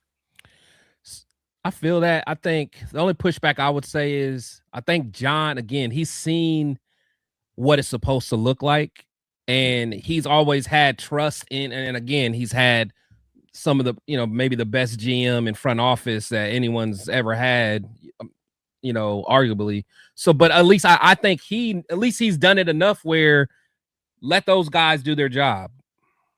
Like I don't know if he's going to meddle, he might, but he doesn't give me the same vibe that like a Tomlin would. Right. That's one of my concerns with like a Tomlin, right? I think Tomlin would come in and be like, hey, I know how to run this. I know what a front office looks like. This is what we need to do. Yeah. John Harbaugh does kind of strike me as the person that would let Spytek possibly do his job. Yeah. And again, like I said, and I really like that. I want to see that Brandon Hunt, the VP of player personnel, the guy we got from the Eagles. The Eagles. Yeah, I'm excited to see. I don't know. He might have brought us Booker, but yeah. Oh wow, yeah. Damn, you just. He spoiled my I'm night. joking. I just thought about that. God damn it. No, but seriously, I really think that John will let those guys do their job, you know, because he's seen it work, you know. So I don't know, but I mean that's a good point, but we'll see. But and that was my only concern with bringing someone in like Tomlin, but then obviously like Gruden, for the love of God, no, because he would basically go straight to Mark Davis. Yeah, if he had any disagreement, and Mark Davis would basically get down on a knee for him. So,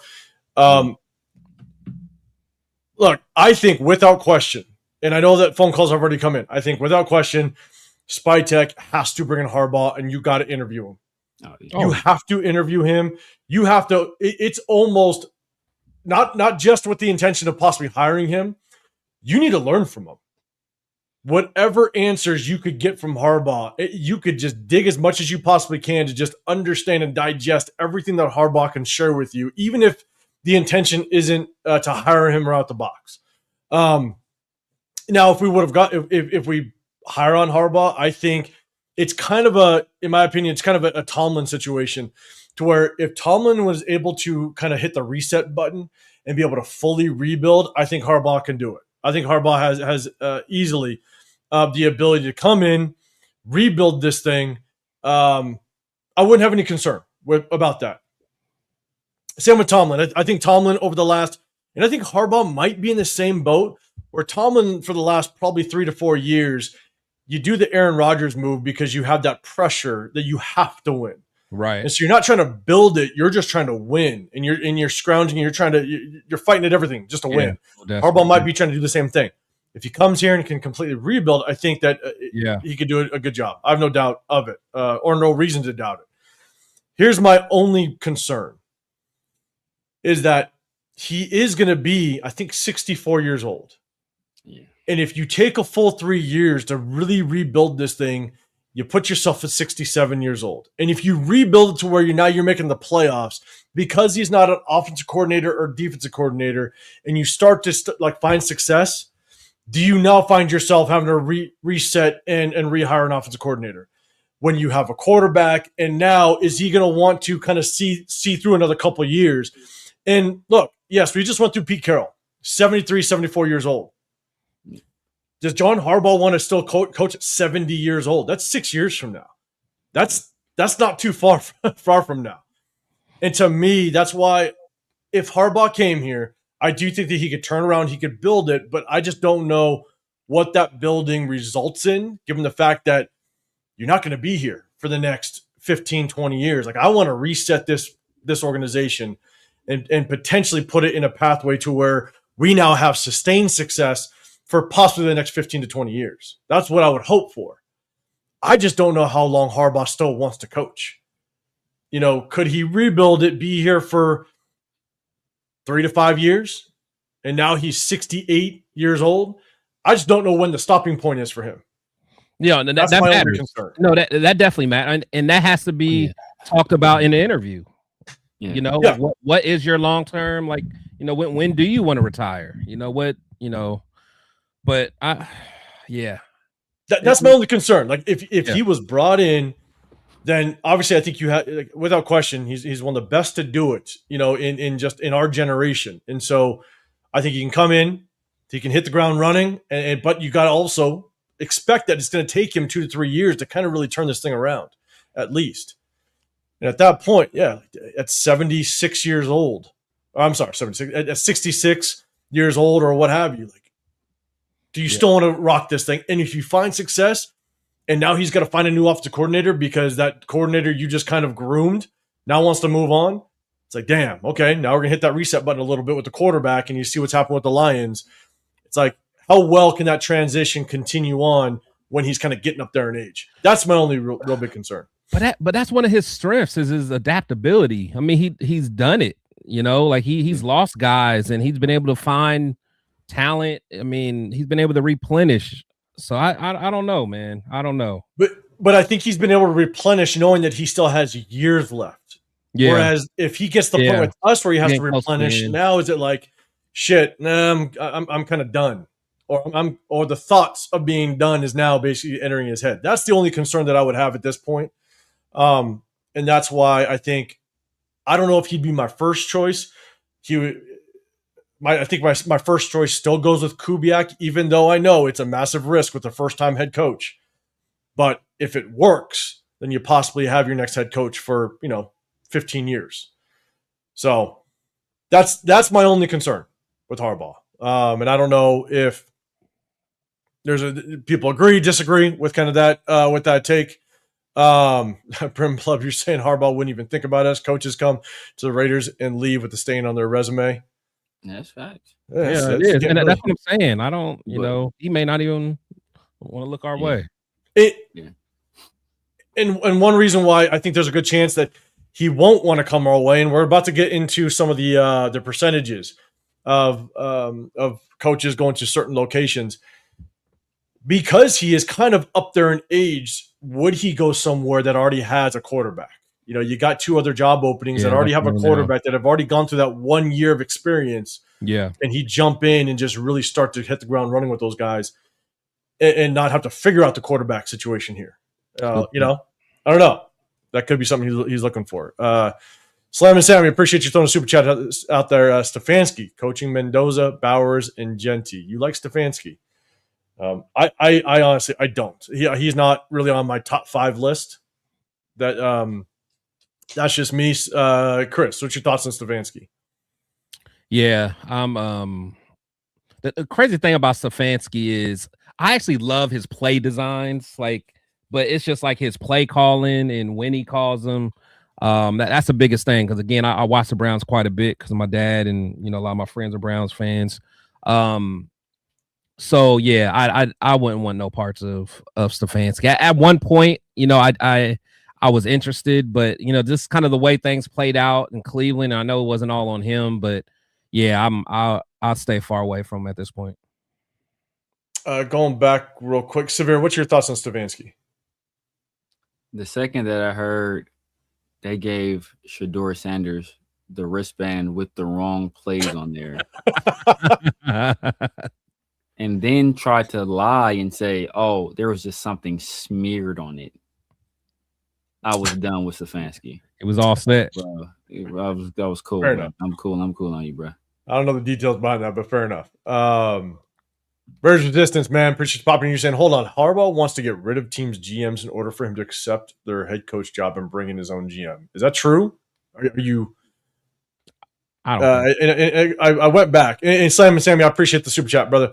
You said I have my evidence. He told Tampa to fire their GM, but they said no. That's why Todd Bowles has his job today. I never heard that report. That's crazy. That's good. That's wild. If it's true. That's crazy. Prez, you might have to let me see that evidence, man. But also, then that might determine, obviously where he goes now. If he still has that type of pull, you know what I'm saying? Because back in the day, obviously that was a while back. Now he may not have that type of pull nowadays. I don't know.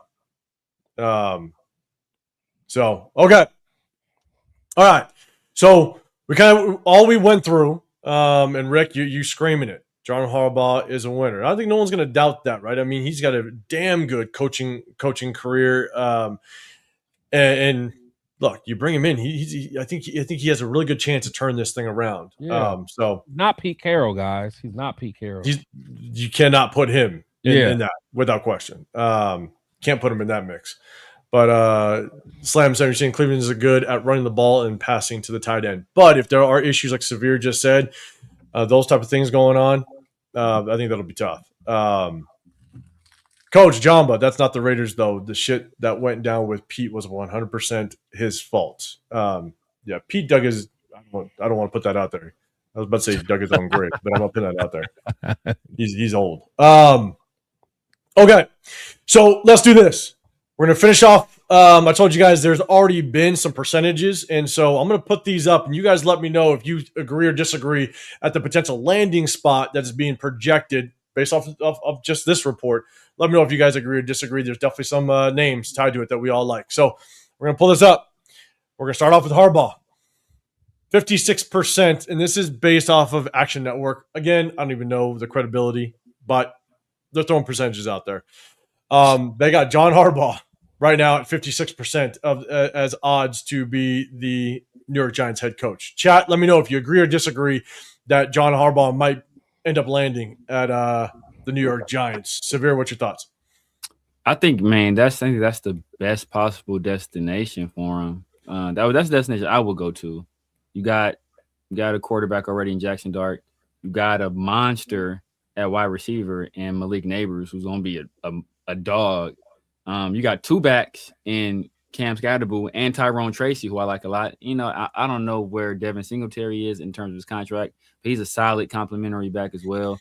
And you got, you know, three beasts on four. You got Abdul Carter, Thibodeau, Dexter Lawrence, and Brian Burns on your defensive line. That's like nasty. you can do some work over there. You can do some You got work. a top draft pick? And you got and a top draft pick. Yep. Yeah. So, I think that would be, and you know, and expectations right now, you know, expectations probably ain't that high right now. You know? Like maybe they'll probably raise when you bring in a guy like Harbaugh, but like, you know, they haven't seen a whole lot of success recently. So you can go there, you have tools, you have resources, and you know, if you win, you're a hero. Yeah. And you have an opportunity to kind of turn that franchise around. You know, the Giants have been struggling as of late for long enough to where you potentially have that opportunity. The only thing I will add is I think out of all the top kind of landing spots with a quarterback, top draft pick, they definitely, I think, have the worst salary cap situation. I think they only have about 21 million roughly. Now, you can create salary cap, you can move things around, but I think that's just what their current situation is. Chris, I'll throw it to you in just a second. But Dix, you're saying you agree that Harbaugh looks like a little bit of a favorite to land with the Giants. Giaya, you agree. Raquel, you agree. John Fallon, if not us, then them. Kane, you're saying the D-line is nasty too? Yeah, without question. So, Chris, thoughts? Do you think that there's a good chance Harbaugh, if that statistic is right, 56%, do you think there's a good chance he might end up there? I don't know. I really don't know because honestly, I mean, to me that's the job you want, you know. So it just depends on who's considered the top name, you know. You know, does people look at a Kubiak as a new Ben Johnson this year? I mean, Kubiak can go there and do he can run it up. He can run it up over there. So. Yeah, so I don't know, man. So I guess it just depends on. I mean, shoot, even Flores, what Flores would do with that defense. Oh my God, that would be something stupid, man. That would be stupid. But yeah. So to answer your question, I'll say Jeff Haley. Huh? Oh yeah. Jeff Haley. That's a name I ain't heard forever. No, it's Halfley. Halfley. Oh, Halfley. I think he's the God. Who is he? Yeah, not Jeff Haley. Oh, but hey, is that guy still in the league? Man. Yeah. So Harbaugh. I don't know. I don't know if I could see him going there, but if he wanted to, I mean, it might be a spot. But to me, all the coaches should be fighting for that job. Yeah. Where's the flag? You got the Giants would be a fun team with Harbaugh and Rick. You say he also can wait for the Green Bay job if it opens up. You don't know. That'd be crazy if Matt LaFleur gets kind of put down over there.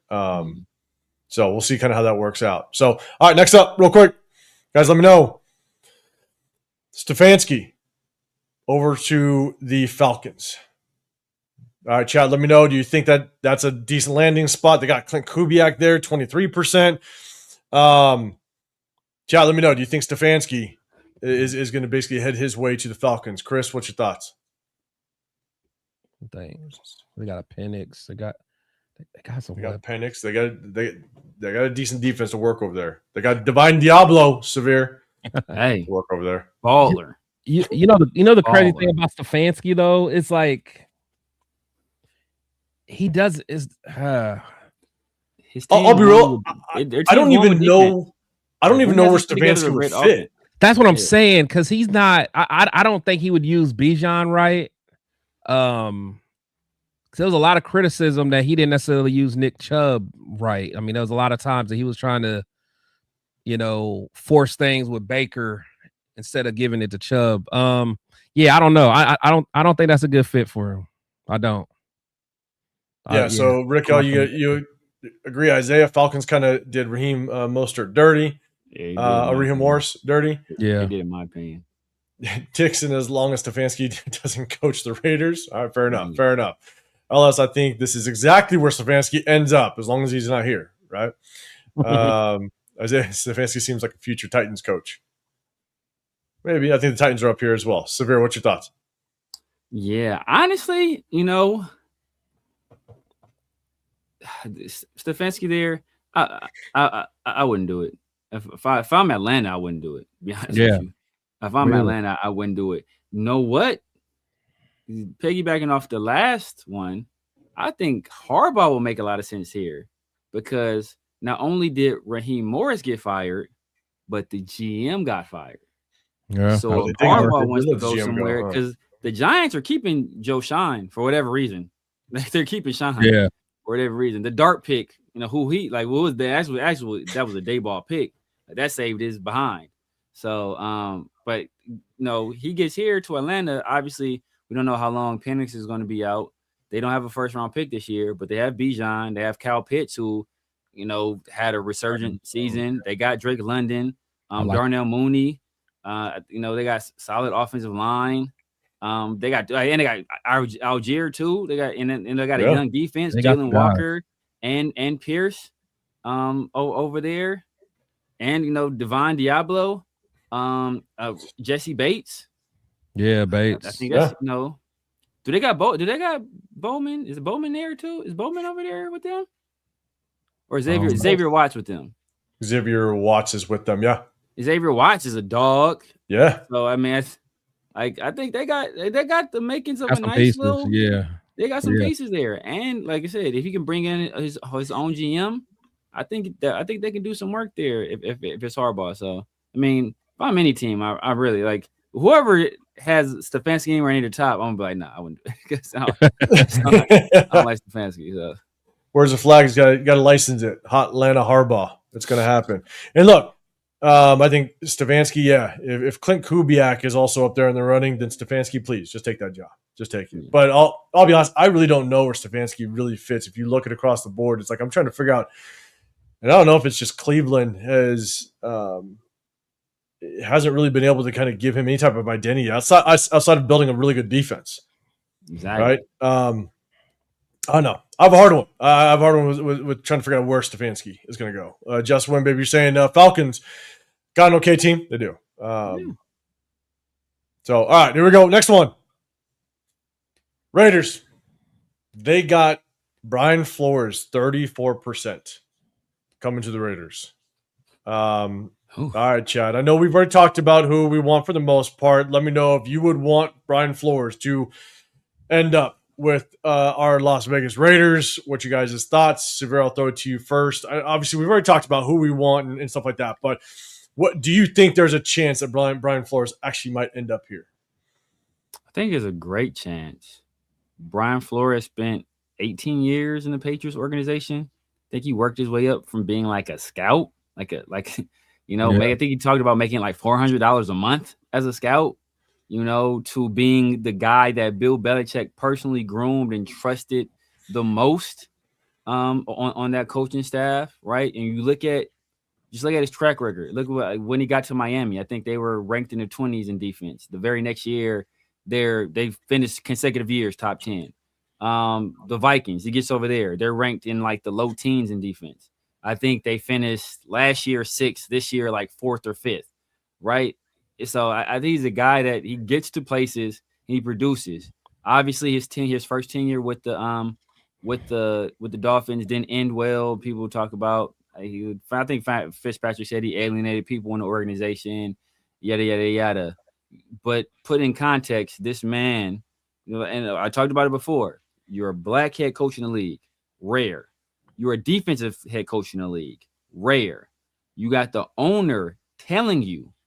Not suggesting, telling you to lose games, offering you money to do so.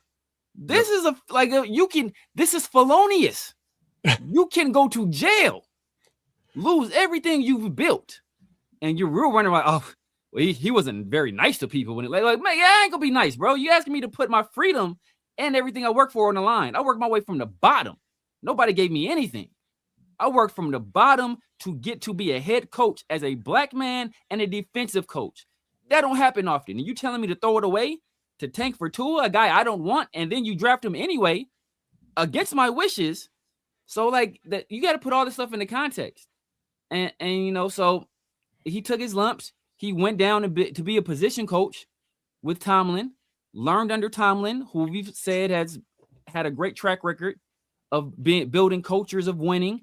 And then he went with Kevin O'Connell, who's one of the best offensive minds in the league.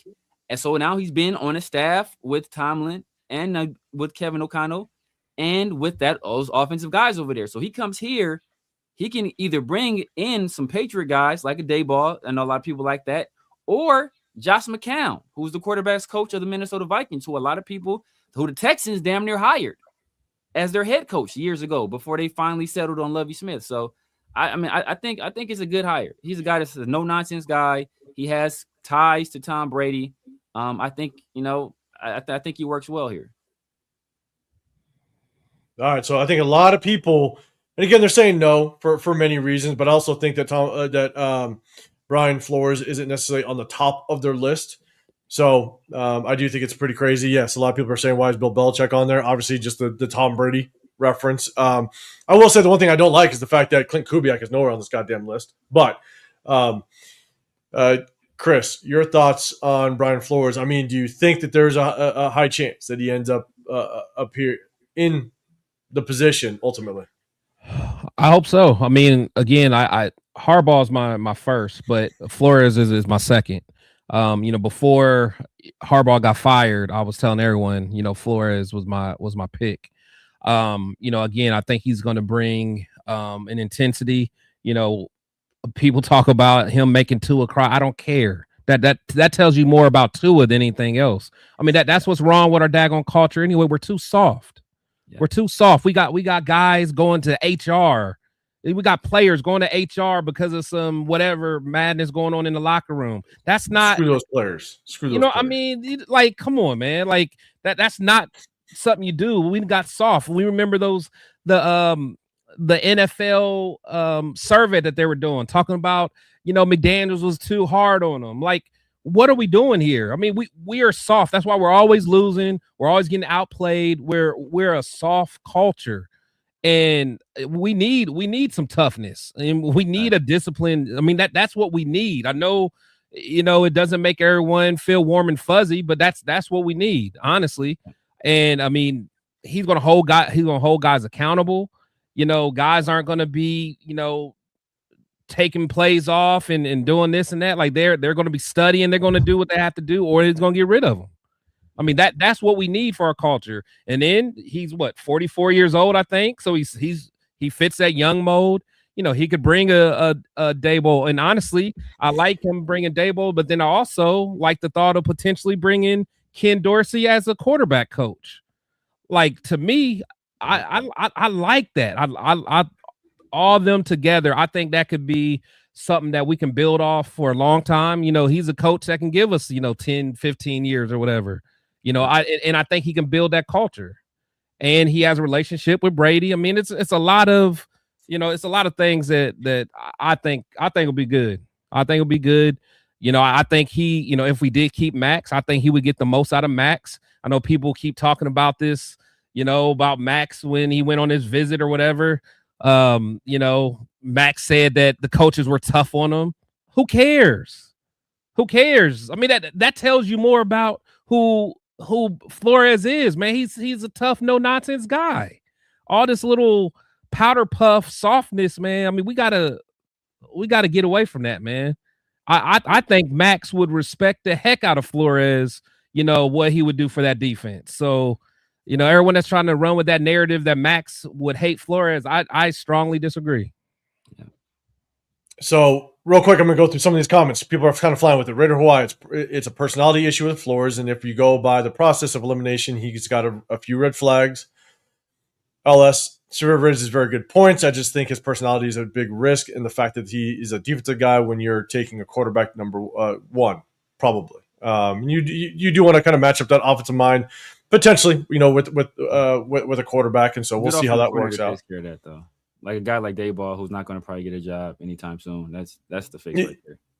It does, and I think, but it's just not maybe the ideal, because if you end up doing well, then guess what? Dayball might be off somewhere, and I think you run that risk. But Look, we'll see how it works out. I think D'Amico Ryans has done pretty well with. Yeah, I mean, we'll kind of see just kind of how it works out. Definitely, we'll see what the direction we go. Johnson Studios, NFL owners have sent the signal. Mark, your franchise has a history. Do not hire a coach who is suing the league. Good old Gruden times. Tell all the people that have been been crying for us to bring Gruden back. Gruden back. That's what I'm about to say. I know. That's what I'm about to say. MEZ, there's a lot of Raider fans and Raider content creators throwing dirt on Flores, and it's nasty work. Duncan, what's going on, man? I'd rather get Kubiak, Shula, and Minter than those coaches listed. I think you're talking about the rest of them. Yeah, just the whole list. Yeah, whole list. Let me respond to hold on. Which one? Where'd he go? Go for it. Oh no, so hold on, I'm trying to find it. Oh, so what he said the narrative that Max put out there himself. Unless I missed it, did Max say that he doesn't like Flores specifically, or was it that he said that he went to the visit and the coaches were tough on me, and he didn't want to get drafted there? I didn't hear nothing about that. He just didn't like Flores. He said it was a tough ass interview, unless I missed it. Maybe I didn't. I only seen half of what he said, but am I missing something? I don't know. I haven't heard it. Yeah, I mean, because people keep going to the video where Max was basically saying, I told my agent I don't want to get drafted by the Dolphins. Yeah. He was basically saying because the coaches were hard. Yeah, they're rough on me. Yeah. He said I like I like PG, but the coaches were rough. Oh well. Yeah. Oh well, they want to see what you're made out of. So yeah, I don't want to hear that, man. Kevin Lurker, what would Flores say to Tyree? Jesus. It'd be another man crying. That's what that would be. Exactly. Look, I know we've talked about head coaches, even obviously prior to even Pete Carroll being fired, and Flores is my favorite if we went defensive minded. Flores has been my favorite. I think Raiders resistance he kind of threw out there where he potentially in the past alienated some of the coaches. Here's the thing. For myself, if that's true, I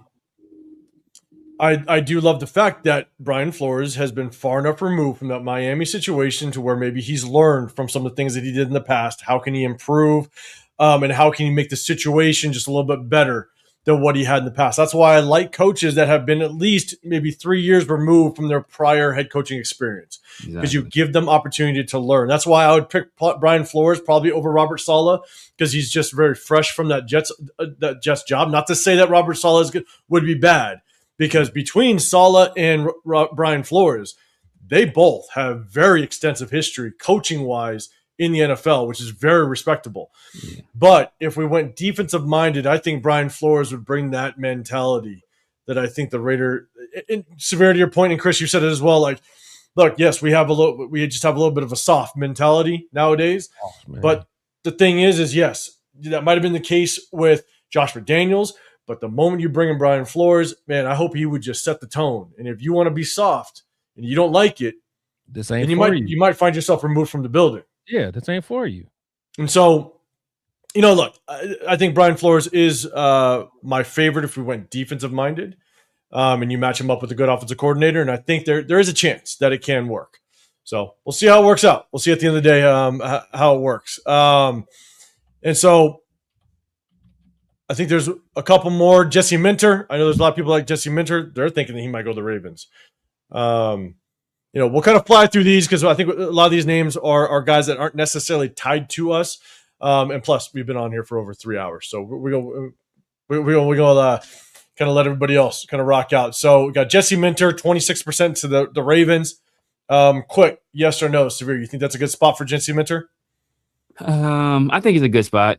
Obviously, the Harbaugh relationship there, is almost like a Mike McDonald where, like they took him to be DC and at the University of Michigan, and then brought him to the NFL, and he's had some success as a defensive coordinator in the NFL. So I think the next logical step, would be for him to take over the reins as a head coach. He's only spent this is only his second year as a DC in the league, so he's had enough experience. We've seen guys before only spend a year or two as a coordinator. If they exhibit what's needed at that position, then they can go ahead and advance. So I think that makes sense. Like I said, the Harbaugh connection, it makes a lot of sense, and just going into such a stable organization, where what Ozzie Newsome left behind, what he helped create, I think is just a great spot for a guy like Jesse Minter to kind of grow. Chris, thoughts on Jesse Minter to the Ravens? Yeah, I agree, and I think that organization would be patient with them as well. I mean, honestly, we see that they're patient with their coaches anyway. So, for sure, if I was Jesse, that would definitely be my spot. You already got some pieces on the defense that you can work with, you can grow with. I think that's a good spot for him. You can use Cal Hamilton like Derwin. Right, yeah. right.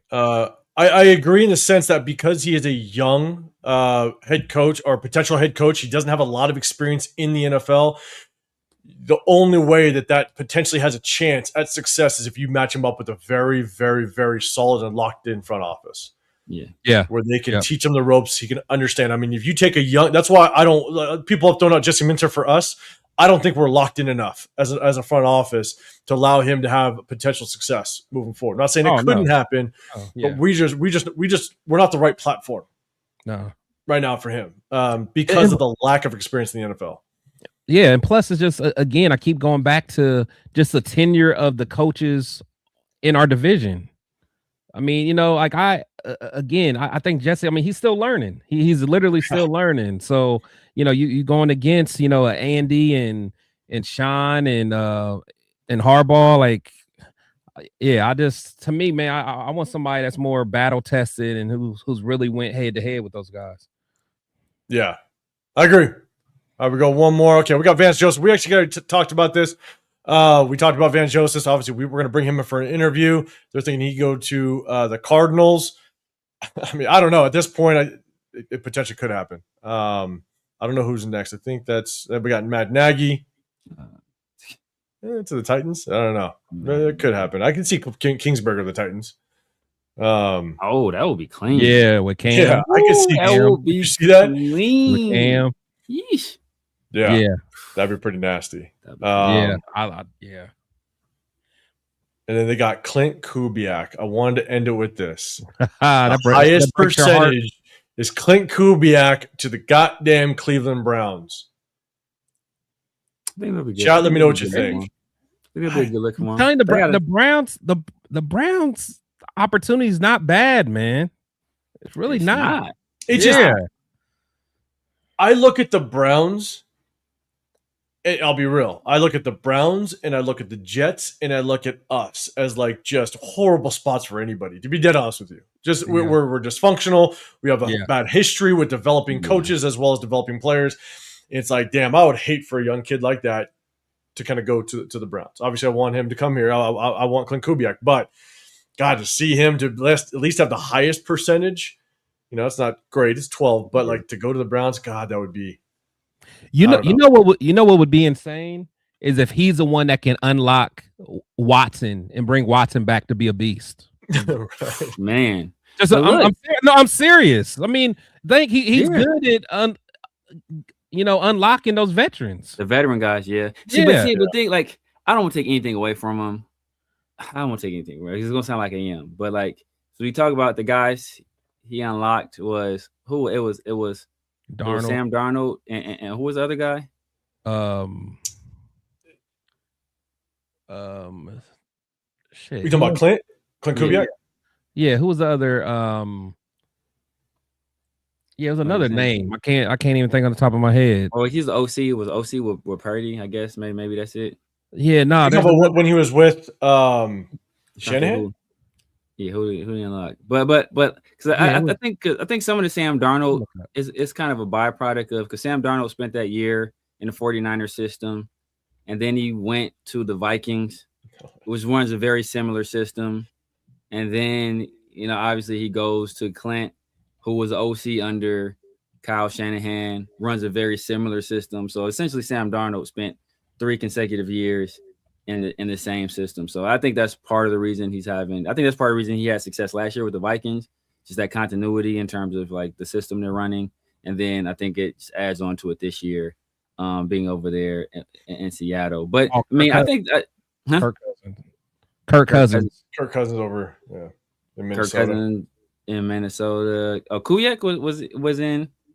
He was in Minnesota with Kirk Cousins. Minnesota. Yeah. Okay. He's OC there. It's he was the quarterback coach, I believe. Okay. I don't know. Let's say give quarterback coach. I don't know. Give me quarterback coach credit for unlocking guys. No. But he worked with them. He was a coordinator because didn't he take over for Stefanski? I don't recall that. Didn't he? I don't recall that. I know because I think which guy was his first coordinator job. I'm sure the chat will get to it. Let me see. But I think look, if you comparing us, the Jets and the Browns are the clear favorite. They're clear. It's clearly a better job. It's not even really close. He was the quarterback coach 2019 to 2020, but then he was the OC in 2021. So he was the OC for 1 year in 2021 for Cousins, right? Yeah, with the Vikings. Yeah. With the Vikings. Okay. Yeah, for the Vikings. Who was the head coach? Who was the head coach at that time? That had to be. Oh, it was the older white guy, the defensive coordinator, the former defensive coordinator. I know you're talking about I know you're talking about. Damn. I'm blanking on his name. It's gonna kill me. Yeah, they fired him for O'Connell. But I think didn't we bring him on as that was Leslie Frazier, reporting advisor. But like look, the Browns, they got some quarterbacks there. Depending on what you feel about Dylan Gabriel or Shador or Mike Zimmer. Yeah. Depending on what you feel about Shador or Dylan Gabriel, you got 2 young guys. If you feel you can, have a reclamation project with Deshaun Watson, you got him. Or you also got the ability to kind of get off that contract, I think, in a year or two. So you're going to free up some cap space. You got running backs. You got Quinshawn. You got Dylan Sampson. Yeah. And I think they got another one too. I want to say. But then at wideout, that's where you kind of have some issues there. But Isaiah Bond, you got Harold Fannin. That's a weapon right there. And then on the defensive side of the ball, you got your defense is locked in. I mean, you got the best defensive player in the world in Myles Garrett, and you got Mason Graham right there. And then in the second level, you got Carson Schlesinger, and then you got Ward at corner. So you got some pieces. You got pieces at all 3 levels defensively that are game-changing people. You got potentially 2 just on the defensive line once Mason Graham really gets going. So I think that's a very good opportunity for him. And you got the GM is still there and Barry. And so while they got rid of Stefanski and they kept the GM, I think that kind of spoke that kind of spoke volumes to me. When they got rid of Stefanski and kept Barry, that said a lot. So what you're saying, Severe, it's a horrible location. It's a horrible spot because Clint Kubiak doesn't come over here. God, man, I love the breakdown. The breakdown was amazing. Severe. I'm missing Josh McCown. Well, as an OC for Brian Flores, though, not as a head guy. I mean, Chris, thoughts? Kubiak to the Browns after Severe. Brilliant. Take it, Clint. A horrible spot. Take it, Clint. Take it. No, I mean, I think it's a good opportunity. I mean, and you got to think they got 2 first-round picks this year. I mean, like they got again, if he think he can get something out of Deshaun and then use those picks to get some more dogs, the best players available, or even move around in the draft, like, yeah, I don't know, man. I don't think he'll pick it. I don't, but if he did, I would understand. Yeah, I think what's really tough for me is that it's the only thing that's attractive here is the fact that we have the number 1 overall draft pick. That's really it. And we have a lot of salary cap space. Yeah. That's really the only thing that really is attractive for our situation. But then you go over to the Browns, they already have a locked-in defense. They have 2 first-round draft picks. They have a top position in each round to be able to build off of that. And so, yeah, it's still a shitty spot for Kubiak. Us. I mean, like just talent-wise, like on the defensive side of the ball, we only really have Max. That's like you could project they're going to be like a true impact player for years. Offensive side of the ball, obviously Brock Bowers, expect to be a monster. Other than that, you hope that Genty develops. Obviously, Charles Grant is, need I say more? Need I say more? You got potential franchise booking tackles.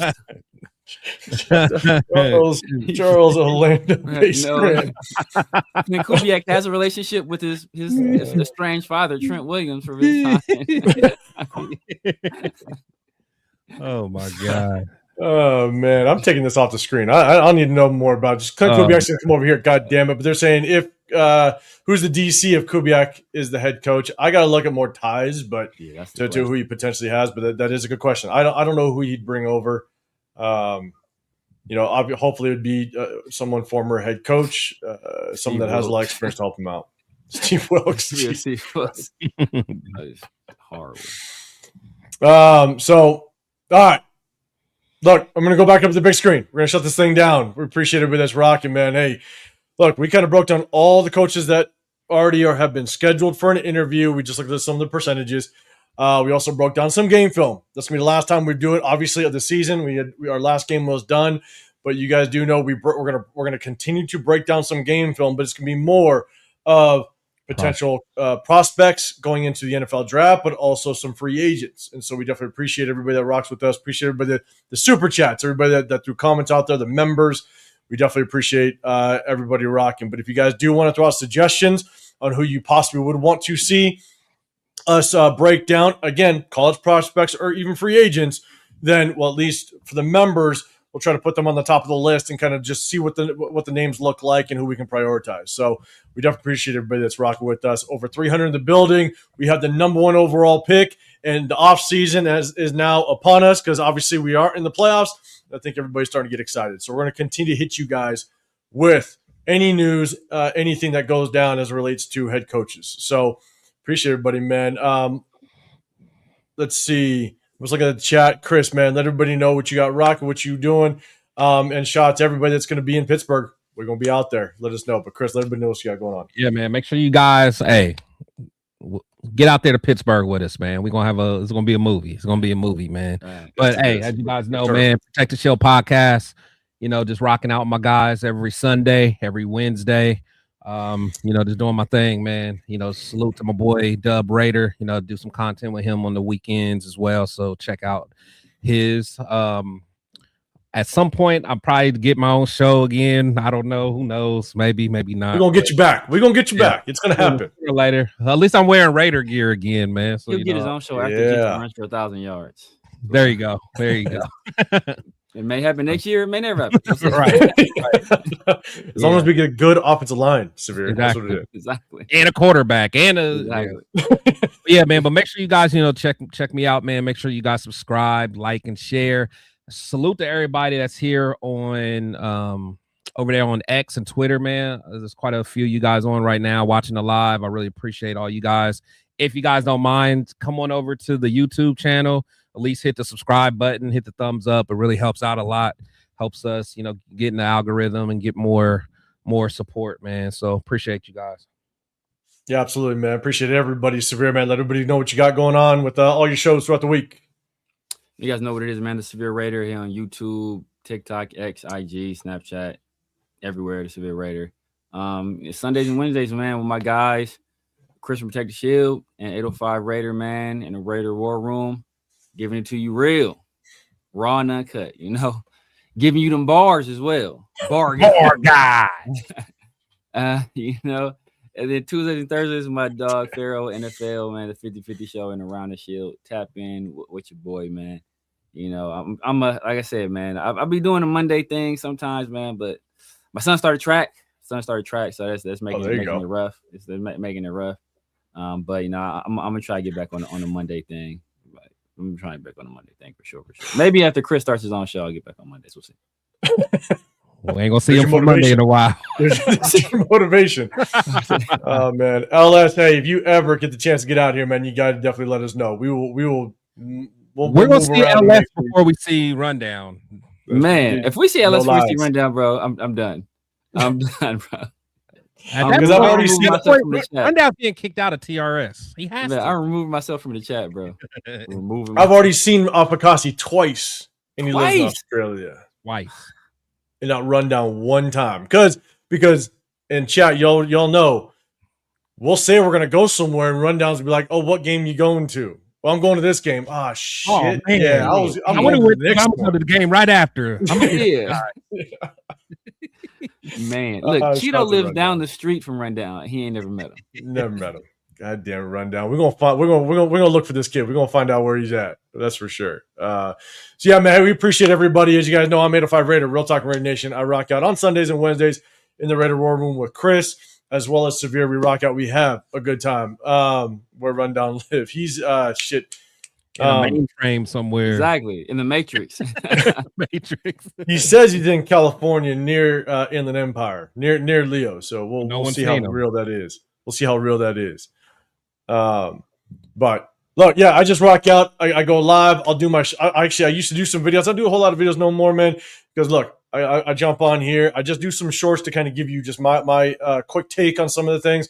But at the same time, I might do some solo lives here and there when I have time. But I appreciate everybody that rocks out. So we're going to get up out of here. Man, almost 3.5 hours in. We got some talking to do just a little bit about the upcoming draft. So hit that notification so you guys do know when we drop more content. But at the same time, we'll definitely update you guys on Pittsburgh and the draft. It's going to be fun. So, man, I don't know. Was that shit? Did I just see? Was that Rundown? I don't know if that. No, it wasn't. Okay. I thought that was Rundown. That was tragedy. What's going on, man? Appreciate you. Nah, somebody need to hit the mouse over at Rundown's house. The monitor asleep. I know, right? So, hey, we appreciate the members. We appreciate the subscribers, everybody viewing. We also appreciate the super chats. But tap into us, hit that notification, hit that double tap that like button or that screen before you get out of here. It just helps us out. We appreciate y'all, man. And look, have a great rest of your week, and we'll see y'all on Sunday. We're out here. Peace.